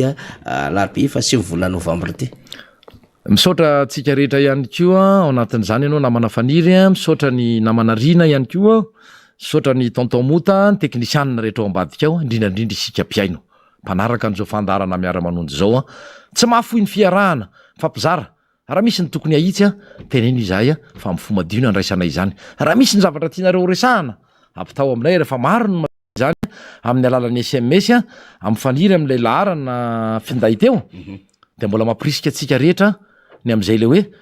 anehevitra ifampizara vavao aminay afahanay mitondra reto nefa iaranatsiny aloha raha sanatrika tsy avoakanay zany fa mety tsy avoakanay satria mila ihany koa izay satria mba misy etika ny eto am'ty fandaran'ity mifampitaisitsika eto am'zany fandaran' zany tsy teniteny eto na fanaratsiana olona na fidirana na fiainan'olona manokana na firesahana zavatra tsy nananana porofo matotra ny amin'ny hoe fahamarinany sy ny fitombenany na tsy fahamarinany de izay namana faniry no hitondrako sy ny ametrahako ny veloma mandra-piresaka indray mandra-pitafa amitsika rehetra manaraka n'izao fandaran'izao ka dia samy tsara tsika jiaby am manaraka indray iny ary de misaotra ny député fietra rahala mizafombololona raha zafy tsy mialontsika zay filohan'ny vondrona parlementaire ny antokotiko madagasikara voafidy tetsy amin'ny boriboritany fahadimy ny ara-dalana tamintsika efa vonombonina ihany koa rina arabe mananjara hano indray ny adevitra sady amarina fandarina rehefa avy eo dia averiko any amrina ny famaranana ny fandarana dia makasitraka amin'ny fanio-kevitsika zay nandefa ny afatra teny amintsika hoe misy vaovao zay notrandrahana ary solombamboaka hafa ndray ny ara-dalana amintsika raha-pitso mbola tsy teniny anarany zany fa misy manahirana ny resaka tsy fandrimpahalemana eto amin'ny firenena indrindrandrindra ty resaka kidina piny ity raharaha be mihitsy ary nisy nitrangan-javatra indray tany amin'iny aloatra mangoro iny de ho hitantsika eo ny fivoarany vaovao fa efa mampiomana zany ezaka hatransika amin'izarany vaovao sy anao ihany koa ireo karazana fandalinana sy fanadiadiana rina arabe mananjara. Eny ary isaorantsika ny député fetra isaorantsika faniry nitondran'izay fanazavana izay ambava homana ampo mieritreritra zay no azo ambara aloha zany ny fandarantsika mitoy ihany ary efa mamaraparantsika resaka tsy fandrimpahalemana kelitsika efa natsidiky faniry teo ihany ary tsy lavitra le izy fa eto Antananarivo hitondrantsika fanazavana le izy sy fisaintsainana ihany koa ary tsika tsy miteniteny foana fa miainga amin'ny zava-misy miainga amin'ny atao hoe réalité miainga amin'ny tsona hoe fait hoy izahay mpanao gazety de rehefa tena marantsika dia iverenantsika kely ny zavatra miseho any États-Unis any satria tsy maintsy arahana ny any amin'ny sehatra raisam-pirenena any akana lesona satria isika ihany koa dia hiditra amina fifidianana na tiitsika na tsy tiitsika fa de io moa tsika tsy tompony ampitso fa dia rahan-calendrier zany de hoe amin'ny 2023 sisa 8 eo aloha ny fandehanany raharaha rehetrarehetra fa ilaina ny mba maka lesona amin'ny an'ny afany mba tongatsika za mba hoe mba hiatsara ny tontolo-pifidianana fa tsy gidragidra lava foana tsika ve de tsy leo an'ity gidragidra ity vita fifidianana de gidragidra vita fifidianana de nefa azo alamina le izy fa miainga amin'ny fanetrehetena ihany koa ao anatin'ny tsy maintsy erisaona aloha amin'ny fionam-be-pirenena fa tsy misy zavatra mandeha ho azy zany eo zany ka raha resaka hoe tsy fandrimpahalemana efa niresahana teo etsy amin'ny 17 hektara 67 hektara rehefa enonao zany ny olona izay mifamoivoy ao ny mipetraka ao amin'iny 17 hektara iny de inona foana ny tenen'ny olona de hoe saika isan'andro ane dia andrenesana sy hoe iainana tsy fandrimpahalemana ao am'izany 17 hektara izany fanafiana casse-point fanendahany sinsisa mifangaro voraka ao zany ny endrika tsy fandrimpahalemana fa iza moa zany 17 hektara zany eto Antananarivo renivohitra zany renivohitra Madagasikara zany renivohim-pirenena no misy an'izany de endrika tsy fandrimpahalemana ary le izy tena hoe hatramina aina mihitsy hoe mangalatra hoe entana fotsiny fa hatramina ain'olombelona zany voatotohana ao anatin'ny la izy rehefa hoe voatotohan'izay tsy voatery hoe maty le olona zay voakrapaka fa na tsy maty ary le olona tratra ny takaitra maratra rehefa maratra ianao tsy maintsy tsaboana rehefa tsaboana ianao rehefa mafimafy le fahavoazana tsy maintsy miditra hôpitaly tsy voafe zany ho an'ny eto amintsika eto andrenivohitra misy an'izany fa 17 hektara nisy olona mantsy niteny satria zany olon'izany tany amin'ny faritra izy de ao amin'ny 17 hektara ny fianakaviany ao izy no mipetraka sy hoe mandany ny fotoana zany ny eto Antananarivo satria manao zavatreto izy de miaina an'le zavatra de fa ahoana ihany ary zany fa ahoana ihany ianao zany mieritreritra hoe renivoham-pirenena renivohitry ny Madagasikara Antananarivo de hoe satria izay ny fitaratra ka fitaratra ahoana modely ahoana satria ny renivohitra ny modely tompoko sy fitaratra ho an'ny faritra any amin'ny faritany rehetrarehetra any de modely amin'inona fitaratra amin'inona modely amin'ny fanendahana modely amin'ny tena hoe tsy fandrimpahalemana maro lafy modely amin'ny zordira modely amin'ny embouteillage zany no lesona ve alain'ny mpiarabelona amintsika ny avany amin'ny faritra Magady ka io zany mila jerena le izy ary zany no hitarafana ny tsy fandehanan-draharaha eto amin'ity firenena ity ny eto apotomoty eto ary zany no zavatra amin'seho de ahoana ny any amin'ny faritra lavitra any ianao nefa maika anao hoe autoroute ny olona tsy voaenjaka ny olona tsy voatsatokantsy ny cash point antsy misy manendaka vola ohatrinona de fa hamoizanain'olona eto Madagasikara tsy voazao zany fa efa fandre matetika ka dia tenenina ihany ny zavatra ohatran'izany satria ny anjara fandarana toy itony dia ny miteny ao sasany teny nareo mitsikera lava tsikera fa zany anie zao zava-misy zany fa de jerena fotsiny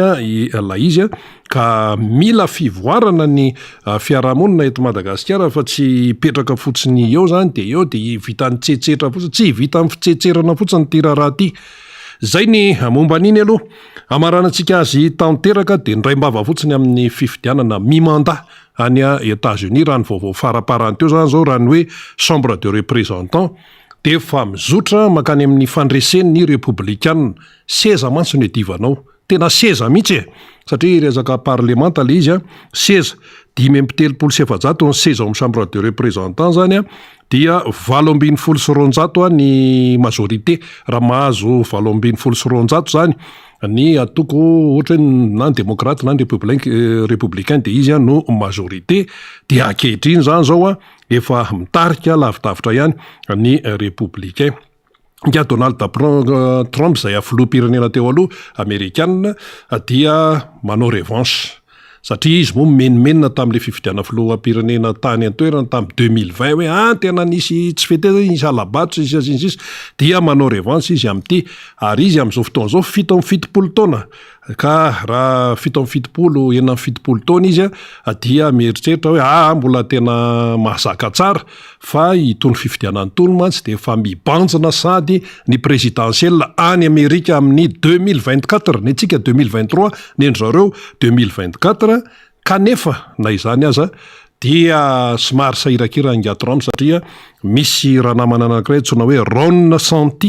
DeSantis 7 taona izay républicaine zay efa ohatran'ny efa mahazoazo hoe vana amin'izao fotoana zao lany gouverneur en Floride de zany mety mbola hoenjana satria mbola misy amin'ny primaire aloha fifidianana any amin'ny primaire dia